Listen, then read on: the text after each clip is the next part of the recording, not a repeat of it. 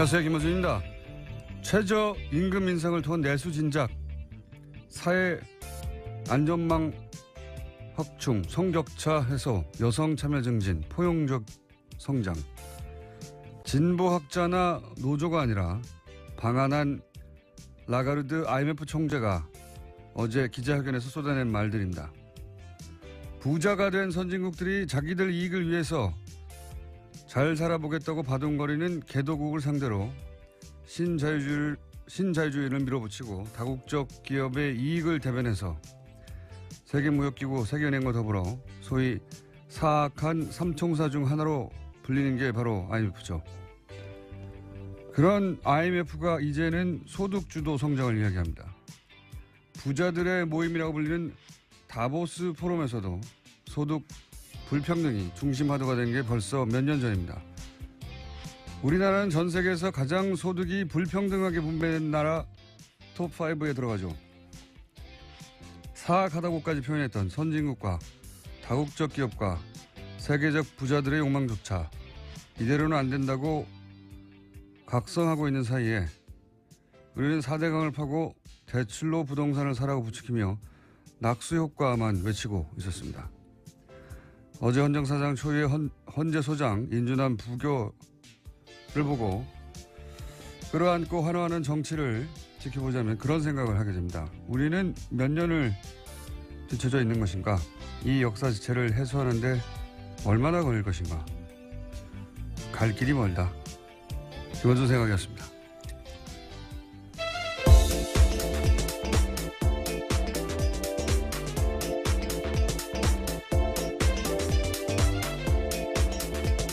시사인의 김은지입니다. 오늘도 역시 바람이 쭉쭉 안 나가네요. 역시라고 하셔서 웃었습니다. 하루 이틀도 아니고. 자, 어제 가장 큰 뉴스는 이제 네, 김희수 헌재소장 후보자 임명동의안 부결이었죠. 네, 이게 왜냐하면 처음 있는 일이거든요. 네, 헌정사상 처음 있는 일입니다. 네. 헌재소장 임명동의안이 부결된 건요. 찬성표 145표였고요. 통과를 위해서 과반선인 147표가 필요했는데 2표가 모자라서 부결된 겁니다. 각 당의 반응들이 크게 갈렸어요. 네, 그 현장에서요. 아마 보신 분들도 있을 텐데 자유한국당과 바른정당 의원석에서는 환호와 박수 소리가 터져 나왔습니다. 일부는 얼싸안고 기뻐하는 모습까지 보였는데요. 이제 탄핵이다 이런 말도 나왔어요 어제 국회에서. 굉장히 기뻤던 거죠. 예. 네, 반면에 더불어민주당에서는 표결 붙이기로 함께 찬성했던 국민의당에서 표가 갈렸다라고 지적했습니다. 국민의당은 반박했는데요. 김동철 원내대표는 민주당에서 100명이 찬성했는지 120명이 한 건지 아무도 모르는 거 아니냐라고 반박한 겁니다. 청와대 입장도 어제 강하게 나왔는데요. 국민에 대한 배반이다라는 겁니다. 윤영찬 청와대 국민소통수석은 헌정 질서를 정치적으로 정략적으로 악용한 가장 나쁜 선례로 기록될 거다라고 이야기했습니다. 자, 어제 또 대정부 질의가 있었는데 관련해서 굉장히 뭐랄까 재치 있는 답변이 하나 나와서 관련해서 잠깐 듣고 지나가고 있습니다. 어제 이낙연 국무총리를 상대로 한 대정부 질의에서 국민의당의 황교안 의원이 질의하고 총리가 답변한 와중에 이 건을 끌어다가 답변한 대목이 있었어요. 잠깐 들어보시겠습니다. 우리나라는 한국은 삼권 분립 국가가 아닙니다. 한국은 의심해져 있는 제왕적 대통령 1인제입니다. 삼권 분립이 무의미하다고 말씀을 하셨습니다마는 조금 전에 우리는 삼권 분립을 체험했지 않습니까? 대통령이 지명하신 헌법재판소장 후보자가 바로 인준에 받지 못한 사태가 바로 있었지 않습니까? 삼권 분립은 살아있다고 생각합니다. 네. 이게 아마 이제 문재인 대통령을 공격하기 위해서 황교안 의원이 이제 더불어민주당, 국민의당 황교안 의원이 공격을 한 건데 이낙연 총리가 이제 바로 직전에 있었던 헌재소장 부결 봐라. 사법권 분립이 살아있다. 어제 이낙연 총리의 답변 중에 재밌는 게 많이 있습니다. 예. 한번 찾아보시고, 예. 저희도 재밌는 건 따로, 골라서 들려드리겠습니다만은 사실은 어제 임명안이 아슬아슬하게 통과되는 게 국민의당의 가장 좋은 거였죠. 제가 보기에는 그래요.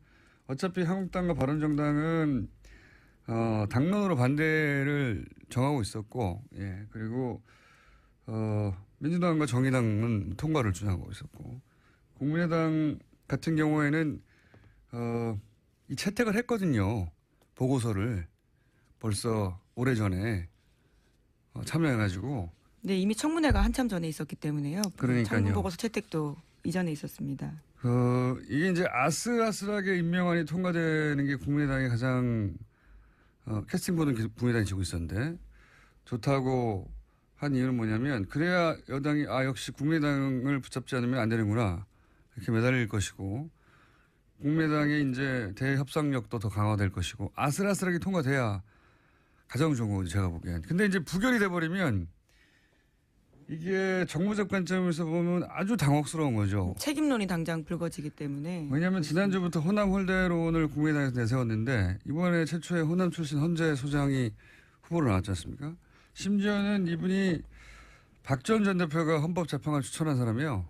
그래서 네. 어제 유구무원이라는 반응을 보였습니다. 그러니까 본인이 추천한 사람인데 이 당에서 버린 거죠. 예. 호남 홀대론을 주장하는 당에서. 더더욱 나쁜 거는 거기까지는 그렇다고 쳐도 더더욱 나빴던 거는 안철수 대표가 우리가 국회 결정권을 가진 거다. 라면서 이제 그 결과를 자랑스러워 해버렸잖아요. 예, 부결된 다음에 한 이야기인데 국민의당이 20대 국회에서 결정권 갖고 있는 정당이라고 이야기했습니다. 이거는 일종의 정치적 자해거든요. 왜냐하면 지금 호남을 베이스로 한 국민의당으로서는 당황스러워해야 한다. 박지원 전 대표가 바로 추천한 사람이다. 게다가 호남 홀대론 얘기하고 있었다. 근데 호남 출신의 헌장 수장이다. 최초에. 근데 국민당이 부결시켰어요. 이러면은 당황스러워야 한단 말이죠. 예. 당황스러워해야 하는데 이제 이걸 자랑해버린 거죠. 그런 국민의당의 공식 입장은 자신들이 부결시킨 건 아니다라고 하고 있는 무기명이니까요. 예. 누가 부결시킵니까 여기서. 찬성과 부결할 정당은 이미 정해져 있었고 국민의당만 의원 자율투표를 네, 했습니다. 의원 자율투표를 했으니까요. 네. 이건 제가 보기에는 매우 안 좋은 결과인데 이걸 좋아해버린 자체가 기본적으로 정무적 판단을 못했다는 것이고 그건 결국 제가 보면 큰 정치적 자해라고 봅니다. 보수 야당들도 제가 보기엔 박수치고 좋아할 일이 아닌 것이 여의도에서 자기들끼리만 얘기하면 사실 뭐 여야 할 것 없이 정치인들의 저정적인 한계이긴 한데 자기들끼리는 좋아한 거 이겼다고. 근데 제가 보기엔 이건 문재인 지지자들을 좌절시키는 게 아니라 결속시킬 사안이에요. 이게 열받게 하는 사건이거든요. 부결시킬 만큼 결정적 사유들이 나오지 않은 상태에서 이렇게 된 게 처음이기 때문에 다들 청문 당혹스러워하고 보고서가 있습니다. 채택됐어요. 청문 보고서 채택됐는데 예, 그리고 무슨 흠결이 발견돼서 뭐 논쟁이 벌어진 것도 아니잖아요. 그냥 부결된 거예요. 그냥 아무 이유 없이 사실은 예, 보수 야당에서야 오히려 이유가 있어요. 진보적이다 뭐 등등. 자, 대단한 제가 보기에는 자살골이라고 보는데. 자, 여기까지 하고요. 나머지 뉴스 진행해 보죠. 예, 유엔 안전보장 이사회 관련된 소식도 계속 전해드리고 있습니다. 오늘 그러니까 현지 시각으로는 11일 오후 6시고요. 한국 시간으로는 지금 7시입니다. 북한 6차 핵실험에 대한 대북 제재 결의안 표결에 붙이게 되는데요. 기존안보다 완화된 내용이 나왔습니다. 미국 쪽에서 최종안을 냈는데 중국, 러시아 등 유엔 회원국들의 대북 원유 수주를 현 수준으로 제한하기로 했습니다. 원래라면 미국은 대북 원유 공급 전면 중단을 요구한 바가 있습니다. 또 김정은 북한 노동당 위원장 제재 대상에서 제외했고요. 고려항공도 제재 대상에서 지정하지 않았습니다. 북한의 의심 선박에 대한 공해상에서의 차단과 검색도 요청한다라고 밝혀서 유엔 회원국들의 이행을 의무화하지 않았습니다. 이건 이제 중국, 러시아하고 이렇게 합의가 된 거죠. 예. 미국이 주도해서 제출하는 결의안인데 예. 부결돼 봐요. 쪽팔리잖아요. 예. 그래서 애초에 주장하는 것보다 확 떨어졌습니다. 예. 그래서 이제는 이제 요 정도면 중국하고 러시아가 오케이 손들어 줄게 뭐 이렇게 합의가 된 사안인 거죠. 네, 곧 결과가 나옵니다. 그래서 뭐 대북 원유 수출을 전면 중단 한참 언론 플레이했는데 지금과 같은 수준으로 그리고 뭐 김정은을 포함한 계좌 동결이라든지 여행 제한 조치 등을 이야기했었는데요. 그 모든 거에 제외됐습니다. 지금까지 있던 거 비슷한 거예요. 말만 그렇게 떠들어댔지. 자, 어쨌든 요 수준의 제재안은 이제 통과될 것이다. 근데 그건 뭐 달라질 게 없다는 거죠. 이전과는 크게. 당장 전쟁에 나가 북한을 완전히 고립시켜서 멸망시킬 거라고 얘기하더니 아니잖아요. 네. 자, 그 트럼프 대통령의 트윗만 보지 마시고 기자들은 그것만 중요하지 마시고 그게 그렇게 될 리가 없다는 분석 혹은 국제정치의 환경도 같이 보도해 주십시오. 자, 다음 뉴스는요. 네, 이명박 정부의 국정원이 자체 TF를 구성해서 문화연예계 블랙리스트를 만들고 퇴출 활동을 했다라는 내용이 나왔습니다. 국정원 적폐청산 TF가 발표한 바인데요. 여기에 나온 문건에는 명단에 80명이 넘는 사람의 이름이 있습니다. 소설가 이회수 씨와 조정래 씨 등 문학계 인사가 있고요. 문성근, 문소리 등 배우가 포함되어 있습니다.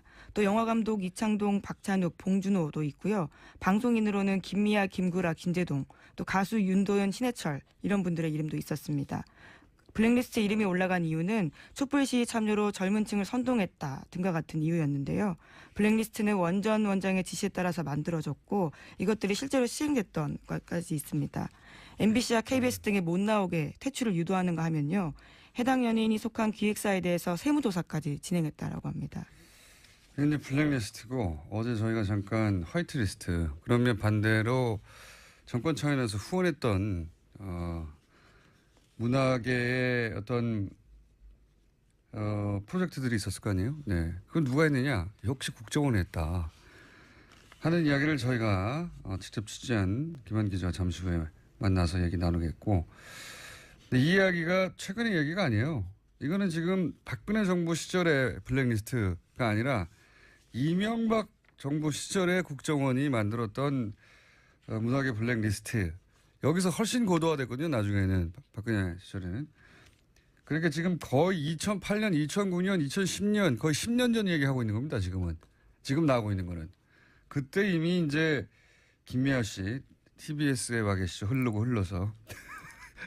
그리고 김재동 씨, 김재동 씨에 대한 이야기는 이미 오래전부터 나왔죠. 꽤 보도가 나왔었는데요. 당시 사찰당했고 프로그램에서 쫓겨났다라는 보도들이 많았습니다. 근데 그때 댓글이 인기가 떨어져서 그랬다라고 댓글을 달았는데 그 댓글 단 사람이 또 그 댓글 알바단이었다는 것도 드러났죠. 같이. 그렇게 자기들이 잘라놓고 인기가 없어 그러는데 무슨 소리냐고 하는 언론도 만들어내고 복치고 장치고 했던 거죠. 이건 거의 10년 전 얘기입니다. 그 사이 10년 사이 얼마 만에 쌓였겠어요, 이게. 자, 또 있습니까? 관련 뉴스가? 네, 관련해서요. 여기에 청와대 민정과 홍보수석의 지시가 있었다라는 것이 국정원 적폐청산 TF의 그 조사 결과인데요. 그랬겠죠. 다음 뉴스로 하죠. 예. 어제 국회 대정부 질문이 있었습니다. 이 자리에서 더불어민주당 이종걸 의원이 이명박 전 대통령과 관련한 사건을 언급했습니다. 캐나다 건설 사업에 투자한 한 회사가 한 금융사로부터 210억 원 대출 받았으면서 무담보로 허위 자료 냈다라는 건데요. 여기에 이명박 전 대통령 친척이 개입했다라는 의혹을 제기했습니다. 자, 이 사건이 대정부 질의에 드디어 나왔네요. 이게 이제 이명박 전 대통령 임기 초기에 있었던 일이거든요. 캐나다의 어떤 사업에 투자를 했는데 여기에 농협이 대출을 해줍니다. 그런데 이 210억 원의 대출금을 포함하여 많은 금액이 캐나다에서 일종의 분양 사기로 사라져 버려요. 그러면 이제 농협에서는 대출을 해주고 나서 기본적으로 사기를 당한 거니까 고소고발이나 각종 소송이 있어야 되는데 소송이 없죠. 적극적으로 대처를 전혀 하지 않았다라는 겁니다. 돈이 사라졌는데 날아갔는데 대처하지 않죠. 그런데 여기에 이명박 전 대통령 친인척이 연루된 게 아니냐라고 하는 사건이 있습니다.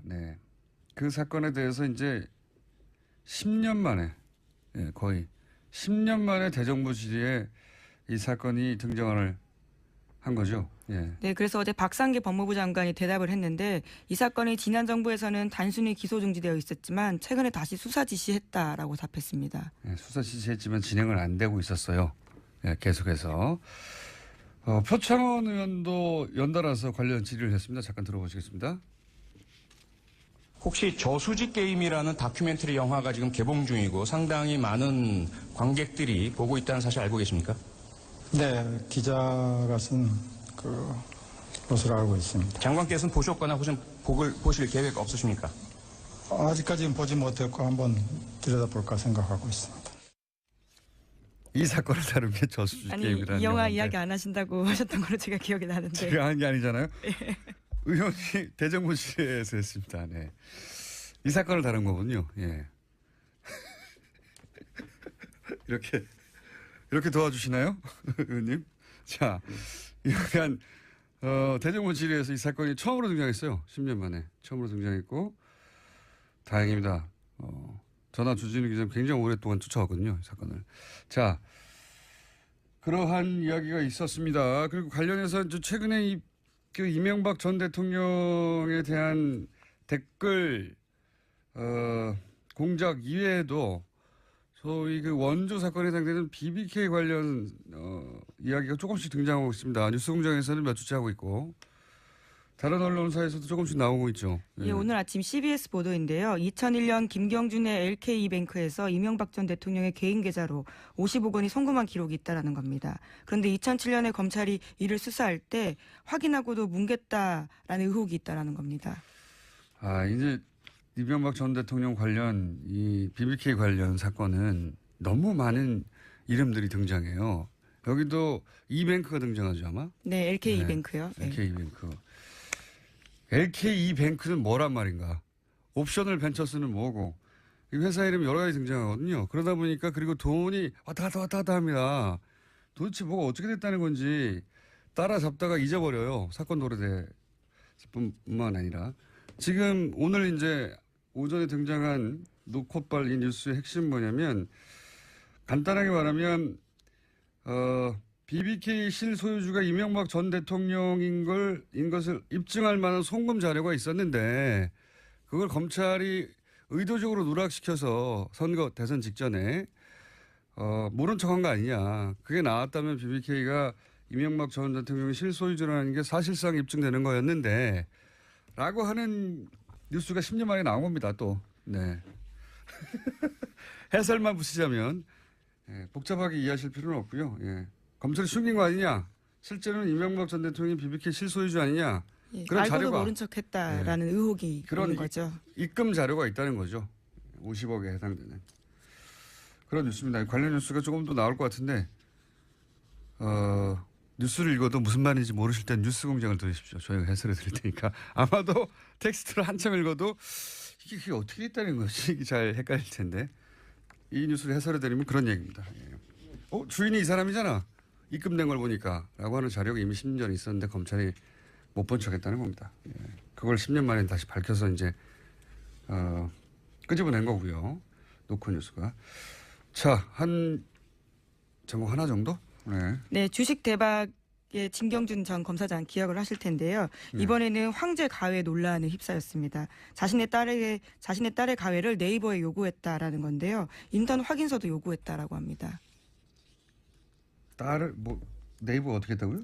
예, 그러니까요. 네이버 법무실에다가 이메일을 보내는데요. 자신의 딸이 논문을 써야 하니까 아이를 붙잡고 수업처럼 설명해주면 좋겠다라고 이야기했다는 건데요. 아니, 검사장이 사기업 법무실에다가 전화해서 우리 딸 좀 거기 가회시켜달라고 한 거죠. 가회를 시켜. 예, 전화는 아니고 이메일을 보냈다고 하는데요. 예, 답장이 다음 날 바로 왔습니다. 예. 따님이 바쁘다고 하니까 다음 주 중에 공부하는 시간을 갖도록 하겠다라면서 자신이 잘 챙기겠다고 답합니다. 최근에 김상조 공정위원장하고 다음에 이재용 전 대표하고 사이에 설전이 있었죠. 예.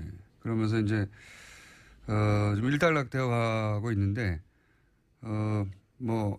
삼리 정치가 인류 기업에 대해서 탓한다고 뭐 그런 얘기도 있었고 다른 건 모르겠는데 오고 간 이야기 중에 이런 게 있었어요. 이제 이재용 전 대표 측에서 네이버가 정부의 도움 없이 맨손으로 거기까지 읽어낸 인류 기업인데라고 하는 저는 그건 동의가 안 됩니다. 예. 네이버가 지난 9년간 보수 정권과 아무런 유착이 없었는지 좀 두고 봅시다. 그건. 네, 관련해서 네이버 입장도 좀 말씀드려야 될 것 같은데요. 예. 진양이 며칠 와서 궁금한 거 묻고 답해준 적은 있지만 지인 부탁으로 대기업 견학 광고랑 비슷하게 보면 된다라고 해명했다고 합니다. 말도 안 되는 소리 하고 있습니다. 그럼 아무나 전화 연락해가지고 법무실에 우리 딸 거기서 며칠간 열흘 동안 가시켜달라고 하면 법무부 네이버 법무실에서 이걸 해줍니까? 해줬는데 결국은 말이 되는 소리를 해야죠. 어쩔 수 없는 부분이 있었겠죠. 검사장이 이렇게 직접 대놓고 기업이 법무실에 얘기했는데 안 된다고 거절하면 불이익을 당할까 봐. 근데 실제 이걸로 인해서 이런 걸 했던 걸 보면 아마 이제 그 IT 기업에서 인턴을 했다든가 혹은 뭐 미국의 대학을 진학할 때 필요한 서류로 첨부하려고 그랬던 것 같은데 보기에 그런 얘기는 없어요? 네, 실제로 그래서요. 미국 명문대학인 하버드대에 진학했다라고 하는데요. 인턴으로 근무한 것처럼 꾸민 정황도 내줬다라고 합니다. 그러니까요. 그런 거 한 거예요. 예. 자, 여기까지 하겠습니다. 참. 저희가 어제 까먹고 지나갈 뻔했네, 또. 어제, 영장 판사 3인과 그리고, 검찰에, 한바탕, 설전이 있었죠. 3인이 직접 했다기보다는 이제 법원에서 대신 성명을 냈는데, 양승태 대법원장의 사실상 마지막 인사라고 불리는 이제 서울의 영장판사, 전담판사 3분, 3인이 윤석열 혹은 특검 체제 하에서 박근혜 최순실 게이트 관련 영장이나 방산비리 관련 영장이 계속 기각되고, 그래서 이제 충돌이 있었습니다. 이 사안 관련해서 저희 해설 담당 판사 이정열 판사하고 어제 사부에서 얘기 나누다 시간이 부족해서 끊어졌는데 어제까지 나눈 이야기의 요약부터 하고 그리고 나머지 두 분의 영장 판사의 기수가 같다. 이상하다. 여기까지 하고 끊어졌거든요. 네, 전화 연결되어 있습니다. 판사님? 네, 안녕하세요. 네. 자, 어제 간단하게 요약하면은 구속영장을 기각한 사유에 해당되는 뭐 도주의 위험이나 증거인멸의 위험 이런 건데 그 기각된 최근의 사안들은 그런 위험이 있는데도 불구하고 네, 기각된 걸로 보인다라고 하셨죠? 네, 네 그렇기도 하고 그리고 기각 사유가 통상적이고 다른 법원이나 그동안에 지내왔던 어떤 관행 관례하고는 상당히 벗어난 이유를 들고 있다는 거까지 그렇죠. 말씀드렸던 것 같습니다. 네. 그러면서 이미 기본 수사가 됐기 때문에 구속영장이 필요 없다는 식의 그 기각 사유도 나왔는데 그게 이제 기본 정보가 수사됐기 때문이라는 것도 사실은 등장하지 않는 문구라면서요, 보통은. 예, 기본적 증거라고 기본적 증거 있는데, 그 기본적 증거라고 하는 개념이 이제 어떤 법학적이나 뭐 법조계에서 정립된 용어도 아니고 개념도 아니고 그리고 그래서 개념이 명확하지 않으니까 도대체 어느 정도 됐길래 그렇게 했다는 건지 그런 그러니까 잘 쓰지 않는 특이한 튀는 용어를 썼다는 거죠. 그렇군요. 기본적 증거요? 네. 네. 저는 이제 그 법은 모르는데 그러면 기본 증거로만 취합하면은 수사를 더 이상 안 해도 되는 건 아니잖아요. 그렇죠. 당연하죠. 그러니까 네. 기본 증거라고 하는 게 어떻게 보면은 이제 법원, 판사의 관념일 수 있고 사실 이제 이 증명을 해야 되는 유죄 증명을 해야 되는 검사 입장에서 보면은 이게 기본 증거일 수도 있고 아닐 수도 있고 그야말로 그 개념을 인정한다고 할 때 그리고 가능한 모든 증거를 수집해야죠. 어떤 데서 어떻게 이제 그러니까요. 구멍이 생길지 모르니까 일단 증거는 명확하게 다 수집을 해놓고 봐야 되는 게 검사의 입장이거든요.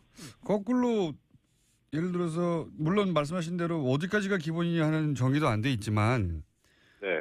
거꾸로 기본적인 범죄의 증거가 나왔어? 그러면 확실하구만. 더 수사해야지. 이렇게 나가야 되는 게 맞는 것 같은데. 그렇죠. 예, 이게 상식적인. 그렇기도 하고, 그렇기도 하고 더 나가서 어제도 말씀드렸지만 기본적인 증거라고 하는 게 유죄 관련 증거이기 인데 굳이 해석을 하자면 유죄 관련 증거뿐만 아니라 형량에 영향을 미치는 증거도 수집을 해야 되거든요. 그러니까 뭐 범죄 후에 뭐 예를 들어서 어떤 뭐 나쁜 그러니까 뭐 그 행위를 했다든가 하면 형량이 더 올라갈 수 있거든요. 그게 또 그 양형에 고려해야 된다는 요소라고 형법에 규정도 하고 있고요. 그러니까 그거는 어떻게 보면 정말 개념 수도 없는 거예요. 근데 그런 것도 다 검사가 수집을 해야죠. 그리고 이제 피의자 입장에서 보면은 자기가 형량을 높게 받을 수 있는 그런 증거들은 인멸하려고 하는 게 당연한 유혹이고요. 그러니까 기본적인 증거가 나왔으면 저는 오히려 구속영장을 내줘야 될 것 같다는 상식선에서의 생각도 하고 네. 기본적인 증거가 거꾸로 해석하면 기본적인 증거가 나왔으면 그러면 구속하지 않아도 되는 구속시키지 말아야 되는 이유가 된다는 건데 납득이 안 갑니다. 한마디로 여하간 그렇습니다. 예.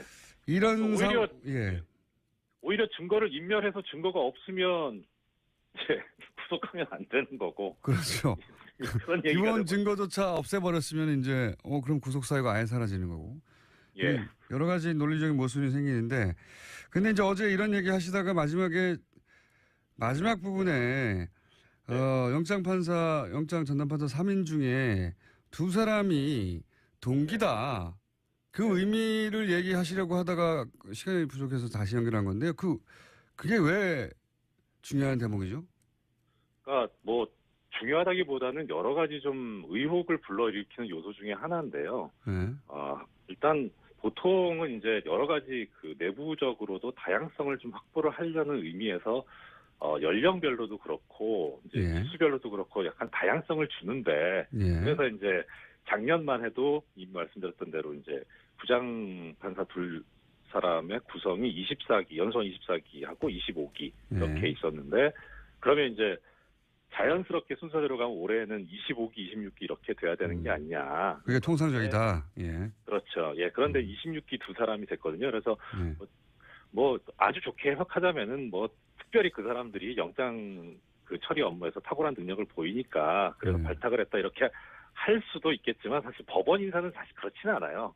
보통 이게 예측 가능하게 다음번에 이렇게 되겠다 하는 그런 수순으로 가거든요. 그런데 그런 관행하고 좀 안 맞는 거죠. 그러니까 이게 딱 그거 하나만 찍어서 이상하다 이렇게 할 수도 있겠지만 오히려 이런 것도 있고 저런 것도 있고 한 그런 거 중에 하나라고 보시면 좋을 것 같습니다. 그게 이제 이런 이야기를 저희가 계속 하고 있는 이유 중에 하나가 이런 연속되는 그 기각된 걸 가만히 들여다보면 결과적으로 그렇습니다. 실제로 박근혜 최순실 게이트 그렇죠. 관련 영장이나 방산비리 관련 영장이나 소위 이제 윤석열 체제하에서 지금 적폐청산의 일환으로 추진하고 있는 영장들이 자꾸 기각되다 보니까 검찰도 이런 주장을 하는 건데 그리고 이제 저희도 이런 이야기를 하는 이유가 핵심적으로 근저에 깔려 있는 어떤 인식은 이게 이제 혹시 정치적 의도를 가진 거 아니냐. 네. 혹은 뭐 그런 의혹 있지 않습니까? 아시지 않습니까? 예. 그렇죠. 많이 다니고 있는 돌고 있는 얘기인데 사실 근데 뭐 이렇게 방송에서 이게 드러내놓고 얘기하기에는 어느 정도 증거가 있어야 되는데 사실 그런 증거는 없어요. 그런 증거는 없고. 그런 증거가 있으면 벌써 수사에 들어갔겠죠. 그렇죠. 예. 근데 이제 여러 가지 이제 그 방증을 가지고 이제 나름 이제 좀 추정하는 거 해보는 건데 아까 말씀드린 이제 그 인적 구성도 좀 이상하기도 하고 또 하나는 이제 말씀드렸던 대로 뭐 계속 이게 어느 정도 좀 이런 정도면은 뭐 기각할 만하다 이런 정도면 발발 만하다 이렇게 좀 납득이 돼야 되는데 뭐 전혀 뭐 생뚱맞은 용어를 쓰지 않나 뭐 다른 사건에서는 발부된 걸 이 사건에서는 기각을 하지 않나 뭐 하니까 형평도 안 맞거든요. 그러니까 이게 뭔가 있는 거 아니야라고 하는 생각이 들게 하는 거예요. 그리고 또 하나 이제 반면 뭐 고영태는 이 요건에 그렇죠. 되지도 않는데 구속이 된다든가 그죠? 사실 근데 고영태 씨는 뭐 그냥 통상적으로 하면은 이제 도주 우려가 있다고 보이기는 해요. 그래서 이제 그 이전에 사라진 적이 있으니까. 아니 근데 제 말은 얘기하고 싶지 않은데 같은 기준으로 하면 거기도 기각이 됐어야죠. 같은 기준이라면. 그렇죠. 그렇죠. 제 말은 그겁니다. 그러니까 지금 저도 거기에 동의합니다. 역시 예리하신 우리 공장장.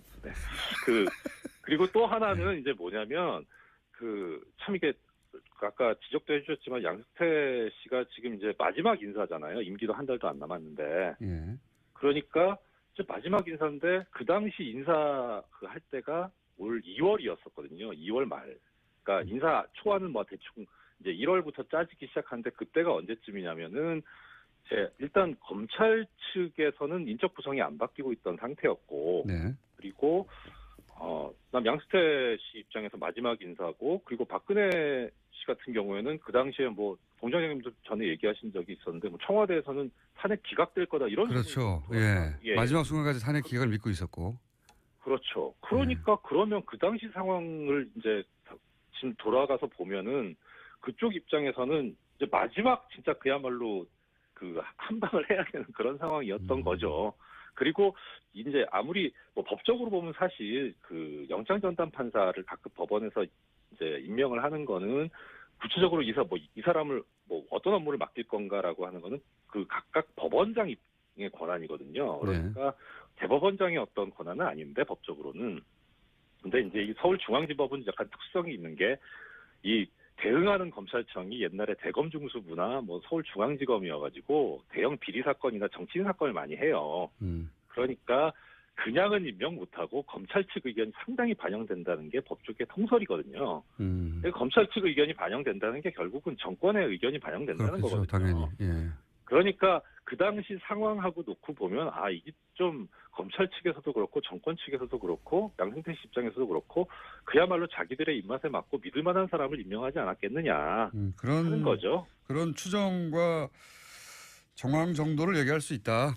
예. 예, 그런 점. 그런데 이제 두 사람이 동기인 점, 그리고 그다음에 납득할 수 없는 기각 사유, 발부 사유로 이제 영장이 처리되고 있는 점, 이거 다 해보면 그럼 이거 진짜 뭐가 있는 것 같다. 이상하긴 이상하구만. 예. 예. 그냥 통상적이진 않아요. 알겠습니다. 통상적 그 영장 전담 판사를 실제 본인도 해보셨지 않습니까, 판사님도? 네. 어쨌든 그래서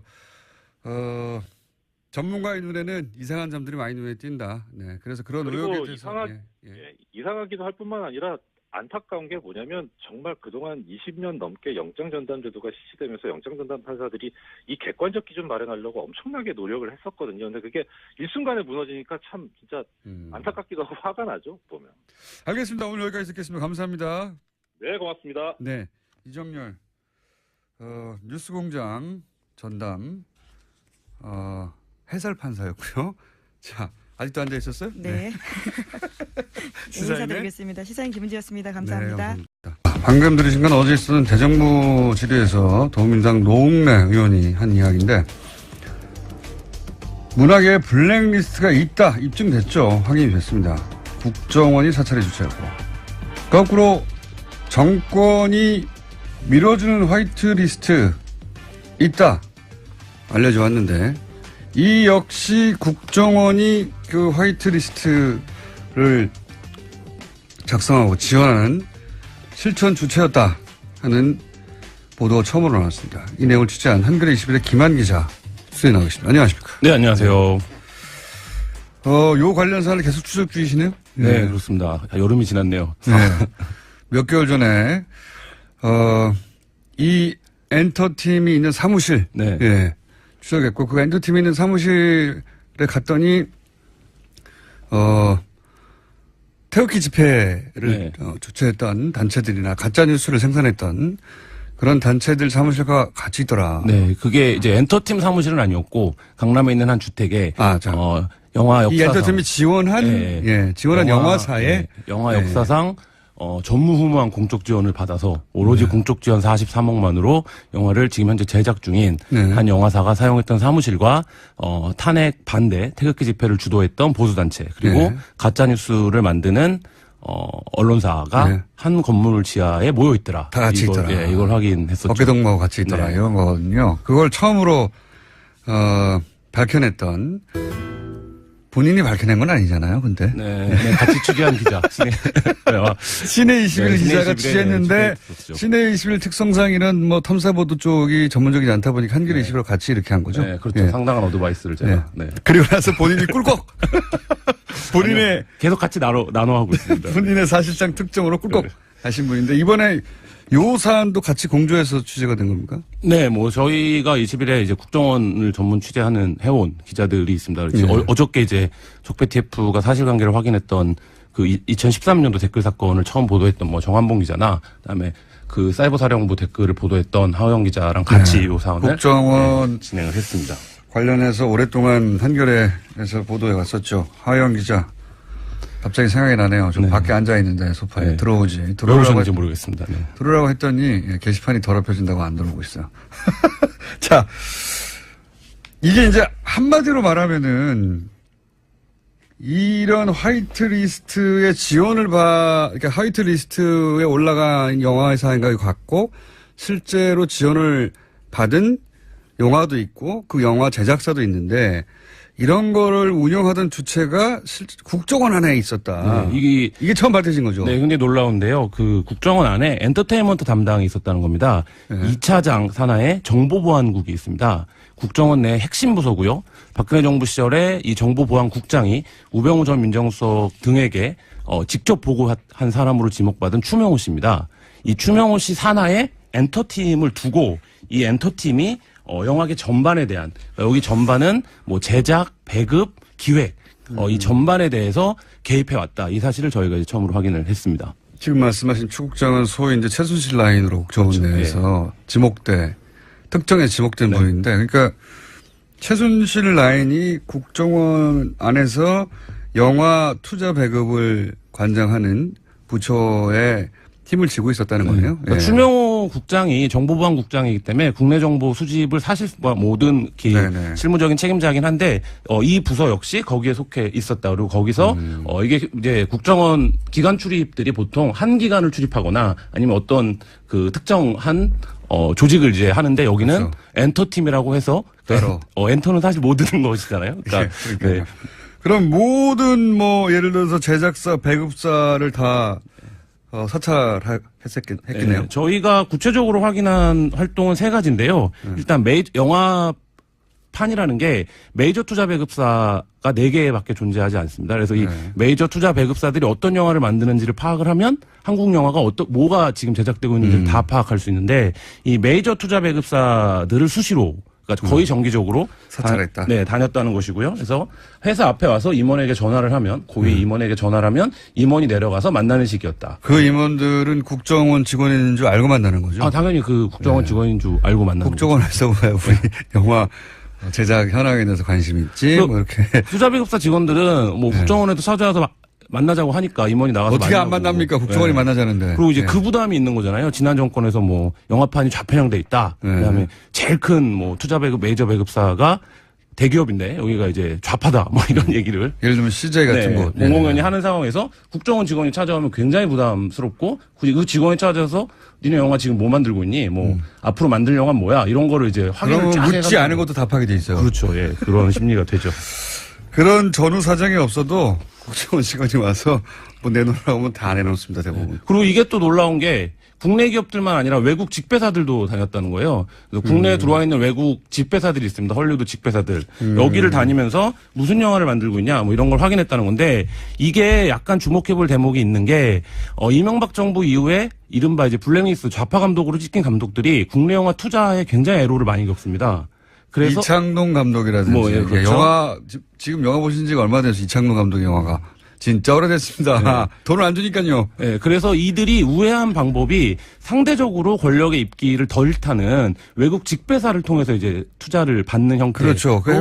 헐리우드 진출이라고 이제 표현됐으나 실제로는 국내 투자받기 어려워져서. 네, 그렇죠. 그러니까 그런 방법이 있는데 이 외국 직배사도 국정원이 다녔다는 겁니다. 그래서 너희도 무슨 영화 만들고 있니? 그 영화 왜 제작하고 있니? 압박을 좀 느끼라고 하는 건가요? 이런 거를 했다는 거고요. 그리고 저희가 취재에서 제일 재밌었던 건 이 대목인데요. 실제 이제는 동향 파악이나 사찰을 넘어서 실제 제작을 기획을 했다는 겁니다. 국정원이 직접 제작하겠다는 거죠. 만들어 보겠다고 국정원은 말이죠. 사업을 좋아해요. 저도 오랫동안 국정원을 애정하며 지켜봐왔지 않습니까? 국정원은 기본적으로 직접 돈을 보고 이게 전혀 상상하지 못하는 건데 직접 사업을 해서 돈을 벌고자 하는 욕구가 그 안에 있다는 걸 전 여러 번 느꼈어요. 워낙 많은 일을 다양하게 할 수 있어서 그런가 본데. 왜냐면 정보도 많잖아요. 네, 그렇죠. 그리고 이제 국정원이 은밀하게 움직일 수 있는 돈도 있고, 그리고 오비도 있잖아요. 네. 그러니까, 그리고 그 양지회가 기본적으로 이제. 엄청 큰 조직이죠. 뭐 복지를 위하여, 하는 사업들도 있는데, 이게 이제 경계가 애매한 거죠. 그러니까 국정원 직원들의, 국정원 조직을 위한 것이냐, 아니면 국정원의 일부 고위직들의 사익을 위한 것이냐, 경계가 애매하거나 그 이익이 이상하게, 하여튼 이 큰 건입니다, 이거. 네. 그래서 이 영화 제작은 뭐 이랬다는 겁니다. 강남에 있는 한 횟집, 구체적인 장소는 이제 강남에 있는 횟집입니다. 룸이 있는 방에서 국정원 직원을 만난 거예요. 중견 영화 감독이. 이 영화 감독은 다수의 영화를 연출했던 감독인데, 그래서 가보니까 자신이 예전에 영화를 할 때 만났던 그 협조를 좀 받은 적이 있는 국정원 직원과 다른 영화 감독이 있었다는 겁니다. 그래서 뭐 이런저런 얘기를 했겠죠. 그래서 이분이 이제 TK 출신인데 뭐 나온 출신 고등학교가 후지다 뭐 이런 얘기를 국정원 직원들이 막 하면서 이제 술자리가 진행이 됐는데, 그러다가 갑자기 그 대통령 히어로물을 만들어 볼 생각이 없냐. 박근혜 대통령 시절입니까? 네, 박근혜 대통령. 여성 대통령이 주인공인 히어로물. 그러니까 뭐 여성이라고까지는 얘기 안 했는데, 이 국정원 직원이 그래서 예로 든 영화가 에어포스 원입니다. 그래서 에어포스 원은 막 대통령이 직접 액션도 그렇죠. 하고 테러랑도 막 싸우고 이렇게 하지 않냐. 근데 이제 정확하게 뭐라고 얘기를 했냐면, 이런 영화들을 하면 헐리우드는 대통령이 주인공이어서 안보의식을 고취하는 영화들이 흥행도 하고 뭐 이렇게 하는데, 국내 영화인들은 이런 인식이 없다. 이런 영화를 만들면 문화로도 안보를 할 수 있다. 이렇게 얘기를 하면서, 그 다음부터가 중요한데, 구체적으로 흔히 말하는, 이때도 이제 국정원도 아는 거예요. 흔히 말하는 애국영화, 국뽕영화를 만들면 우리가 한 30억 정도 대줄 수 있다. 국정원이 애국영화, 국뽕영화라는 돈을 사용해요. 그래서 한 30억 정도 대줄 수 있다. 이렇게 이제 그 자리에 있었고. 저한테 왔으면 제가 만들었을 텐데. 대통령이, 박근혜 전 대통령 시절 아닙니까? 네, 그렇죠. 대통령이 직접 액션 히로를 하다가 맨 첫 장면에 죽는 거예요. 등장은 말을 타고 나와야 되는데. 어설프게 납니다가 죽어버리고, 그래서 대행이 나라를 구한다든가, 뭐. 만들 수 있었는데 저한테 섭외가 안 왔네요. 그래서 이 감독은 뭐 그렇게 대답을 했대요. 그러니까 영화를 제작하는 게, 투자를 받는 게 워낙 어려운 일이니까 뭐 그런 블록버스터가 사실 영화를 연출하는 사람들 입장에서 한번 해보고 싶은 장르잖아요. 그래서 뭐 그런 블록버스터도 나오면 좋죠. 이렇게 의례적으로 얘기를 했더니, 구체적으로 거듭 액수를 얘기를 했다는 거예요. 30억 정도는 우리가 투자를 이런 제안이 받아야겠다. 꼭 그분한테만 갔으란 법은 없네요. 없죠.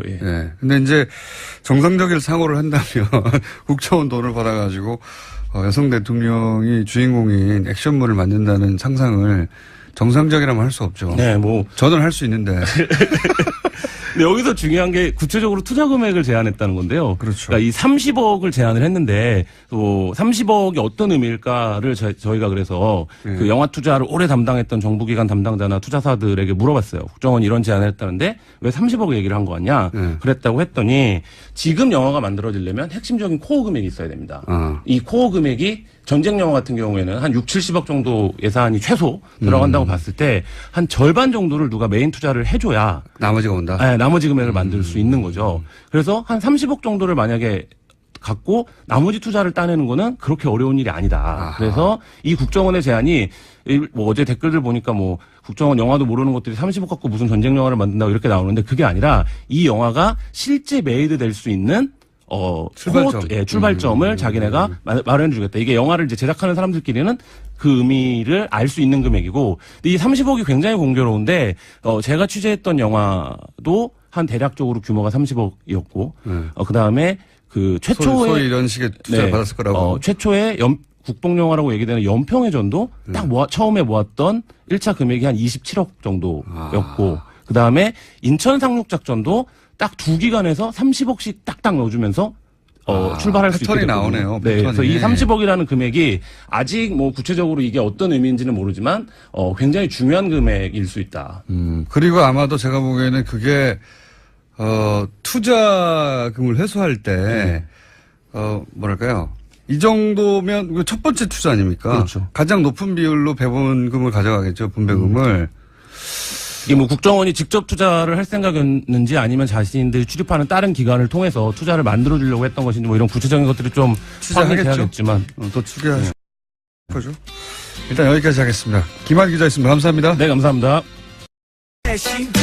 하태하태 바른정당 하태경 최고위원 나오셨습니다. 안녕하십니까? 예, 하태하태 나왔습니다. 하태경입니다. 반갑습니다. 근데 이게 최고위원죠. 제가 고민하고 있습니다. 왜냐하면 대표가 이제 사퇴했기 때문에 같이 선출된 최고위가 사라지고 이제 비대위가 들어설 수도 있는 거 아닙니까 원래? 그죠? 비대위 들어서고 잘리는 거고요. 비대위 들어서기 전에 비대위를 촉구하기 위해서 제가 던질 수도 있습니다. 그리고 나서 비대위원장에 나가시려고? 비대위원장 경선이 아니기 때문에. 네. 자, 그 이야기도 아주 중요한 이슈입니다. 왜냐하면 단순히 누가 비대위원장이 되느냐 문제가 아니라 소위 이제 자강해야 한다 파와 아니다 보수 통합해야 한다 파가 지금 전선이 있잖아요. 내부 노선 싸움 중입니다. 그 얘기는 잠시 후에. 이야기하면 노선 싸움 중입니다 지금. 그게 이제 바른정당만의 운명이 걸린 게 아니라 자유한국당과의 전체 정치 지형하고도 연결된 이야기라 좀 이따가 예. 얘기해 보려 하고 우선 이제 자유한국당이 들어왔습니다. 보이콧 처리하고 왜 들어왔을까요? 처음부터 스텝이 꼬였죠. 스텝이 꼬인 거를 뭐 제가 좀 역할을 했죠. 그러니까 핵심은 이게 어떻게 꼬였냐면은 예. 발단이 MBC 때문에 이제 그렇죠. 보이콧을 시작한 거예요. 예. 근데 보이콧 월요일 보이콧인데 김장겸 체포영장 때문에. 그렇죠. 근데 월요일 보이콧 시작인데 일요일 핵실험을 한 거예요. 그리고 김장겸 사장은 출석을 해버리고요. 그런 거죠. 그러니까 핵실험을 했으면은 그때 정세 판단을 해서 바로 유턴했어야 돼요. 그렇게 철회를 했어야 되는데 이게 안 되는 거야 그 당은. 정세 왜 안 됩니까 그게? 기본적으로 내부에 하태경 같은 사람이 없죠. 아니 내부에 쓴소리하는 사람이 없어요. 이게 저는 제가 그 과거 새누리당에 있을 때 제가 한 번씩 내부에 쓴소리할 때 뭐 이거는 당연한 거다고 했는데 나와 보니까 정말 그런 지금 완전히 진공 상태예요. 자유한국당 안에서 견제할 수 있는 내부 견제할 수 있는. 왜 친박의 의원들 좀 남아 있고 한데 왜 조용히 있는 거죠? 친박 의원들이 남아 있으니까 더더욱 그냥 반문으로 가는 거는 무조건 고하자. 길거리로 나가자. 이성적인 사고를 안 하는 거죠. 그리고 또 그때 공천 파동으로 초선 의원들 좀 있지 않습니까 제법 그 자유한국당에 초선 의원들이 좀 있고 사실 전투력이 좀 없어요. 정투력이 좀 있는 의원들이 있는데 네. 그분들이 철새가 돼버리는 바람에 목소리를 예를 들면 김성태 의원을 말씀하시는 겁니까? 몇 분 계시잖아요. 김성태 의원님은 활약하신 분들. 오히려 돌아가고 나서 목소리를 굉장히 왜냐하면 거의 유일하게 목소리를 크게 낼 수 있는 분이라 있는 분인데 그날 딱 사진 보니까 이 보이콧 하자 예. 지금 구호 외치고 계시더라고요. 그래서 제가 좀 많이 쑥스러웠을 겁니다 아마.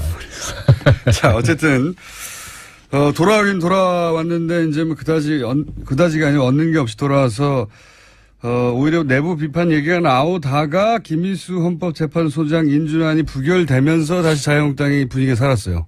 살았죠. 근데 이제 돌아오는 건 사실 월요일 날 보이콧 시작해가지고 화요일부터 우리 컴백해야 된다는 얘기가 나왔어요. 네. 그래서 스케줄 딱 짜놓고. 뭐 어떻게 돌아오지? 이거 짜고 있다는 거죠? 예, 근데 아무런 명분 없이 돌아왔잖아요. 그리고 심지어 내가 보니까 김정은이 주적이 아니고 문재인이 주적이야. 자유한국당에게는? 장애 집회 할 때 보니까 자유한국당. 왜냐하면은 집회 제목이 문재인 정권 5천만 핵인질 규탄 집회예요. 네.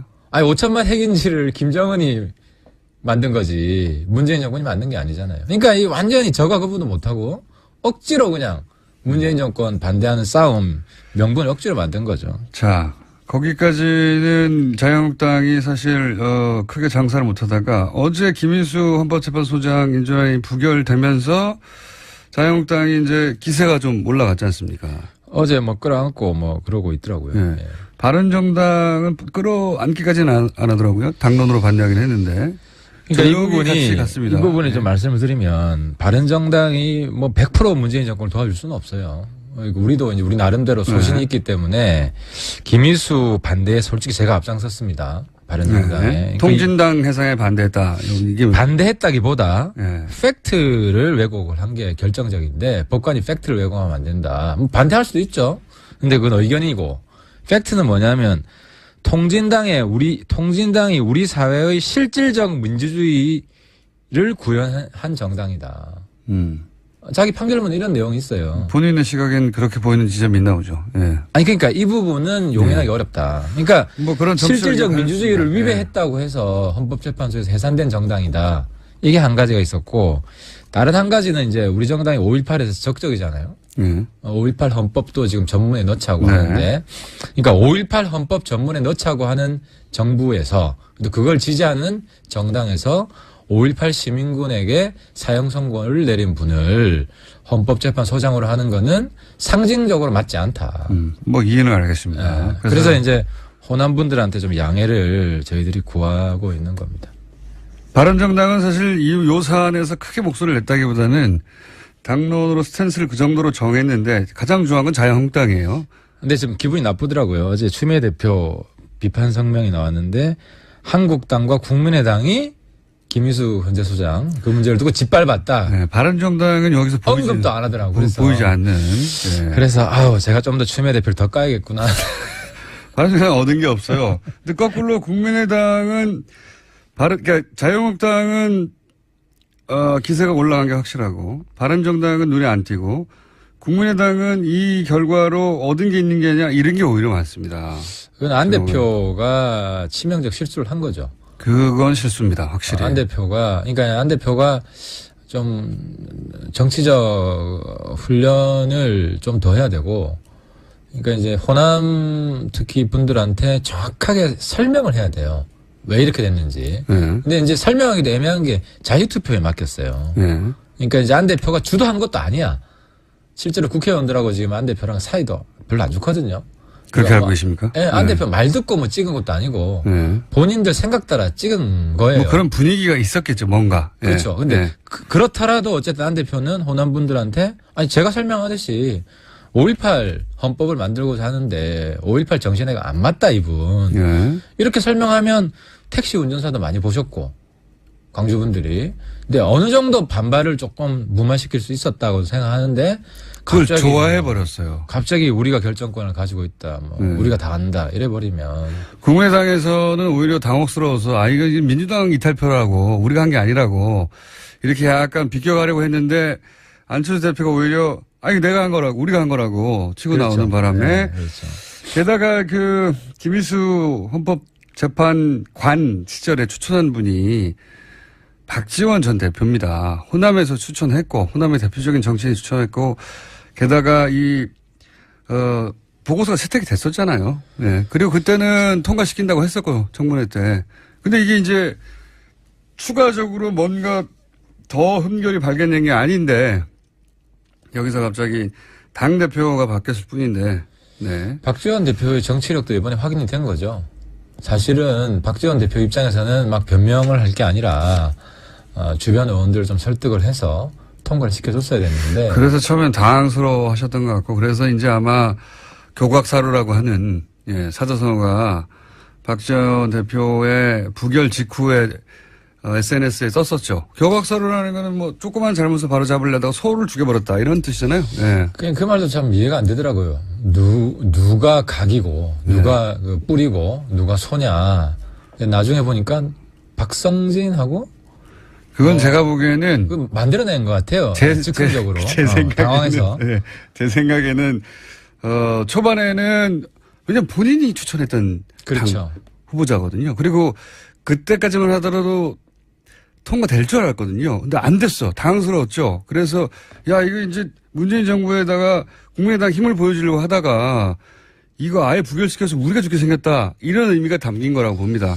근데 저는 사실 부결될 거라고 생각했습니다. 왜냐하면 이번에 새로운 변수가 생겼는데 교회 쪽에서 엄청난 문자 폭탄을 보냈어요. 뭐 그렇다는 얘기가 있습니다만은 그것보다 더 무서운 게 정당의 존립이 흔들리는 거잖아요. 호남에서. 국당이 이번에 아무튼 지지율 측면에서는 지지율 관리를 잘 못한 건 확실하죠.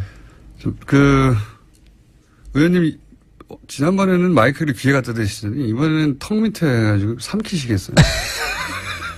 이 자리에 일부러 배치해 놓은 거 아닙니까? 그렇긴 한데 귀 옆으로 가지 말라고. 지금 거의 씹어 드시고 계십니다. 중간중간에 한 5cm 정도만 뒤로 물러서 주시면. 예. 저희 PD가 침친다고 굉장히 싫어합니다. 자, 그래서 국민의당 입장에서는 안철수 대표 발언 없이 이거를 그냥 민주당에다 떠넘겼어야 되는데 안철수 대표가 자랑스러워 해버렸기 때문에 떠넘기기도 스탠스가 어정쩡하고 후폭풍은 국민의당에게 일부 돌아갈 거라고 보여지는 상황이고. 네. 그건 이제 남 걱정할 때가 아닌 게요. 이게 때가 남 얘기였고. 맞습니다. 우리 집이 초상집입니다, 지금. 자, 이게 이제 잠깐 요약을 하면 이혜원 전 대표가 소위 대표적인 자강파라고 불리는 예. 국민의당이 스스로 강해져야 된다. 뭐 무슨 연대나 뭐 여선 통합이나 말이 안 되고 일단 우리가 강해져서 우리를 중심으로 나중에 정계 개편이 일어나면 모르겠는데 보수가 그전에는 자강이 먼저다. 그리고 그 기치를 걸고 대표가 됐고 그 기치를 걸고 하태경 최고위원도 2위를 했죠. 네, 대표적인 자강파 두 분이 이제 1, 2를 한 거예요.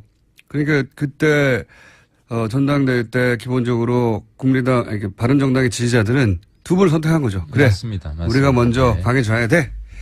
근데 이제 사건에 연루돼서 스스로 사퇴를 하셨고, 그리고 나서 이제 비대위를 꾸린다고 했는데, 다들 비대위라면 뭐 유승민 전 후보가 아니겠는가. 가장 지명도도 높고, 그리고 이제 이혜원 전 대표처럼 자강파이기도 하고. 예, 그렇죠. 예. 그러니까 자강파가, 나서는 게 지난 전당대회 정신에도 맞고, 뭐 이렇게 쭉 흘러갈 줄 알았거든요. 흘러갈 줄 알았는데, 지금 국회에서 벌어진 이런 사태 때문에 지금 묻히고 있는데 굉장히 큰일이 벌어졌어요. 그렇죠. 남자끼리 뽀뽀하면서 큰일이 벌어졌죠. 근데 이 문제는 제가. 네, 유승민, 김무성 뽀뽀 사건은 어떻게 된 겁니까? 일단. 사과해 주세요. 저희 당이 사회적 무리를 일으킨 것에 대해서 제가 정말 진심으로 사과를 드리고요. 이 부분은 그 근원이 어디 있는지 조사를 해가지고. 네. 바른정당의 적폐로 규정하고 청산을 하겠습니다. 다시는. 네. 근데 제가 그날 조금 일찍 나왔어요. 그래서 뽀뽀 현장에는 없었는데. 네. 만약 있었다면 제가 못하게 했을 겁니다. 근데 이게 강제 뽀뽀 사건이에요. 강제 뽀뽀 사건. 예, 이제 자발적으로 뭐 둘이 화해하고 뭐 이런 게 아니고. 아하. 여기서 풀어. 막 이렇게. 그게 아니라 사진을 유심히 보시면 네. 그 중간에 한 분이 이렇게 손으로 강제로 붙입니까? 붙이는 게 있어요.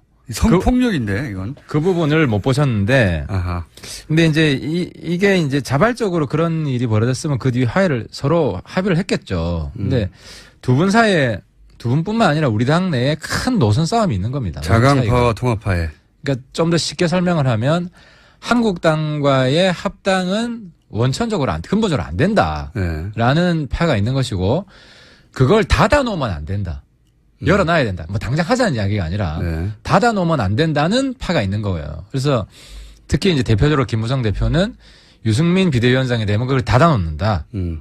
이런 거예요. 그래서 안 그래도 뭐 어제 뭐 김무성 대표랑 이런 뭐 노선 문제로 좀 논쟁을 했어요.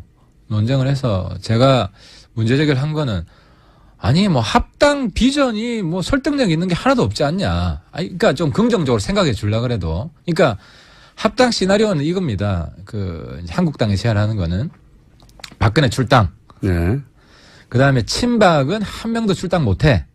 출당은 못하고. 출당 못해. 네. 대신 친박의 당협위원장만 박탈하겠다. 그 정도 명분을 줄 거니까. 당협위원장 지금 박탈해봤자 3년 후가 총선인데요. 그리고 국민들이 당협위원장이 뭔지 알아요. 그러니까 국민들이 볼 때는. 네. 그래서 이 정도 상황에서 뭐 합당 추진하는 게 설득력이 있느냐 말도 안 된다. 네. 그래서 아니면 합당파들도 뭐 구체적인 대안을 가지고 설득을 해봐라. 우리들을. 근데 전혀 설득을 못하는 상태에서 그러면 합당을 안 한다고 말할 수밖에 없는 거지. 그러니까 여기에 대해서 아무런 답변을 못해요. 그래서 저희 당에서 내일 저녁에 끝장 토론하기로 했어요. 당의 진로와 관련해서. 이게 이제 뽀뽀만 보도가 됐는데 이제 어떤 그 공방이 오가냐면 유승민 의원이 비대위원장의 마음이 있는 거예요. 실제 있는 보니까 겁니다. 예, 할 수 있다는 겁니다. 예, 할 수 있다. 뽑아주면 당에서 요구하면 그런데 추대해주면 이런 그렇죠. 거죠. 그렇게 예. 가는 건 줄 알았더니 김무성 전 대표가 안 된다. 그러면 유승민 사당이 된다는 얘기가. 그 이야기도 제가 김무성 대표한테 항의를 했습니다. 네. 아니, 형님. 저 형님이라고 부릅니다. 대표님. 사당이 된다는 거는 수석 최고위원인 하태경이 유승민 똘만이라는 이야기 아니냐. 아니 내가 김무성 대표한테도 대드는 사람이고 유승민한테도 대드는 사람인데 내가 똘마니냐. 그 얘기 실제 사당이 될까봐 걱정하는 게 아니라 속내는 그러면 또 자강파가 힘을 얻어가지고. 그렇죠. 그러니까 표현을 잘못한 거예요. 그래서 저뿐만 아니라 우리 정운천 최고, 김영우 최고, 유승민 보스로 모시고 있는 사람들이 아니다. 이거는 김무성 대표가 추구하는 노선에 설득력이 떨어지는 거다. 본인의 정치력을 문제 삼아야지. 왜 사당화로 하냐 해서 그건 내가 좀 과했네. 아니 이게 핑계죠, 핑계. 핑계예요. 본인이 과했다고 한 거고. 게다가 유승민 사당으로 비칠 거 우려스럽다 해도 끝난 게 아니라 그러면 주호영 체제로 그냥 가자 일단. 주호영 원내대표라는 게 어떤 원내대표를 그렇게 내세운 게 어떤 의미가 있냐면 주호영 원내대표는 대표적인 통합합니다. 그렇습니다. 예, 그러니까 주호영 원내대표가 바른정당의 대표 입이 되어 통합의 이런 어떤 추세나 움직임을 계속 그냥 유지해 가서 통합하는 쪽으로 가자. 이게 속내가 아닙니까? 그죠? 그러니까 이제 명확하게 이야기하면 이제 독자파는 국당하고 정치연대, 선거연대 부정하지 않습니다. 네. 그거는 추구를 합니다. 자강은 국민의당과 연대하고 모양을 갖추자는 거고. 예. 통합한 한국당 합당파고. 예. 그래서 지금 제가 솔직히 말씀드리면 요번에 끝장 토론에서 끝장을 안 보면 연말에 당 깨집니다. 그래요? 네, 당 깨질 가능성이 농후합니다. 그래서 이번에 왜냐하면 당이 깨진다는 건 통합파가 나가버린 거. 어쨌든 일부는 어떤 식으로든 누가 주도권을 잡는가에 따라서 주도권을 못 잡은 사람들이 당을 나가는 가능성이 생깁니다. 뭐 100% 나간다는 이야기가 아니라 또 명분이 있어야 나가니까. 그런 위기가 올 수 있기 때문에 이번에 끝장을 보자. 근데 제가 조금 희망적으로 보는 것은 우리 당의 다수 의원들이 합리적이에요. 제가 예를 하나 들면 한국당 보이콧 했을 때 이번에 우리 당 내에서도 보이콧 하자는 사람들이 몇 분 계셨어요. 그래서 의총을 했죠. 압도적 다수로 무슨 보이콧이냐. 우리는 기본적으로 국회는 참석하는 거다. 그렇게 해서 조기 종결이 됐습니다. 근데 이제 보이콧 하자는 분이 몇 분 정도 있었습니다. 서너 분 됩니까? 뭐 한 서너 분이고 그분이 약간 이제 한국당 압도적 다수라 해봐야 20명밖에 안 되잖아요. 그렇죠. 한국당 합당. 그러니까 우리는 뭐 12-13명 넘으면 다수니까. 그러니까 통합파에 가까운 분들이 그런 주장을 했군요. 그렇죠. 그러니까 이게 딱 연결이 돼 있는 거예요. 계속 통합파는 보조로 같이 하자. 정치적으로 한국당과 비슷한 메시지를 내고 한국당이 무슨 액션을 했을 때 동참해주고 뭐 이런 지금 방향을 잡고 있는 거예요. 제 시나리오가 그거예요. 뭐냐면은 자유한국당이 당대당으로 바른정당과 통합한다는 건 현실적으로 굉장히 어렵지 않습니까? 어렵죠. 하트경 어떻게 할 거야, 하트경. 예를 들면. 홍준표가 물러나야 되고, 당대당 합당. 이해훈 어떻게 할 거야, 뭐 이런 고민이 있단 말이죠. 그렇죠. 그 다음 유승민 의원 같은 경우도 강하게 얘기하잖아요. 내가 다시 들어가려고 이렇게 나왔냐, 그 고생을 했느냐. 이런 분들은 사실은 이런 분들을 다 합치고 복당하는 건 어렵단 말이죠. 그래서 제가 보기에는 현실적인 대안이,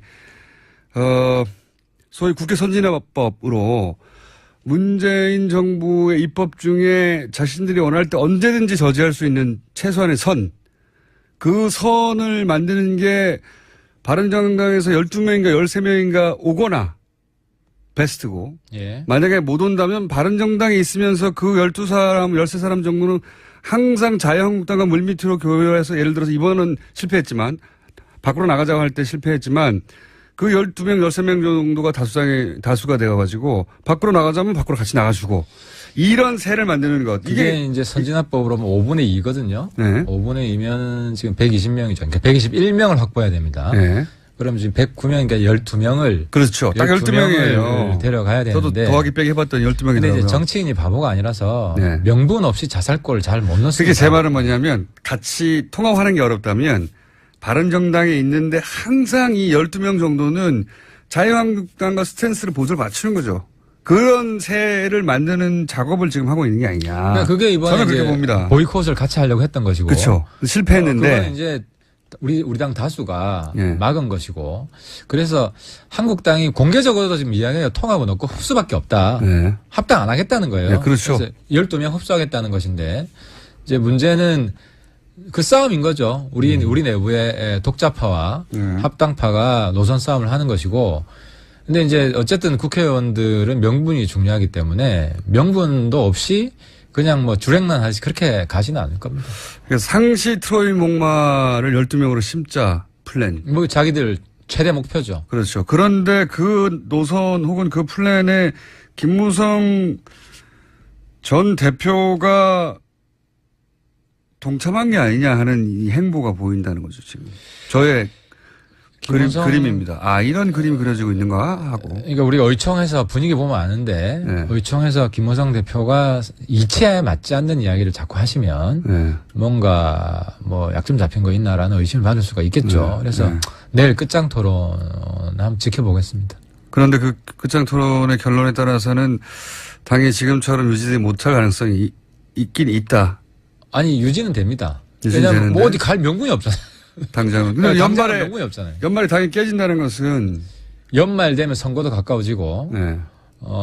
그리고 그때쯤 되면은 지금 한국당 내에 무슨 친박이나 이런 거 정리하는 작업을 추진하고 있잖아요. 네. 아직 출당도 못 시켰지만 출당도 될 것이고 또 뭐 당협위원장 당협위원장 박탈도 쉽지는 않아요. 그것도 쉽지 않죠. 친박 네. 한 번 박탈당하면 그거 어떻게 되찾아옵니까? 그래서 그런 상황들을 좀 보면서 어느 정도 스케줄을 뭐 연말까지 갈 수밖에 없지 않냐로 보고 있는 것 같은데. 그래서 하여튼 제가 뭐랄까요, 상대의 숨은 의도를 파악해서 향후 어떤 그림을 그리냐 간파하는데 아주 제 나름 일가견이 촉이 있으시죠. 요즘 박지원보다 김어준이 정부가 더 좋다. 뭐. 그런데 가만히 보고 이 양반이 왜 이런 얘기를 할까? 김무성 대표가 갑자기 왜 유승민과 뽀뽀하고 있는데 갑자기 왜 사당이라고 할까? 그리고 왜 주호영 대표를 앞에 내세울까?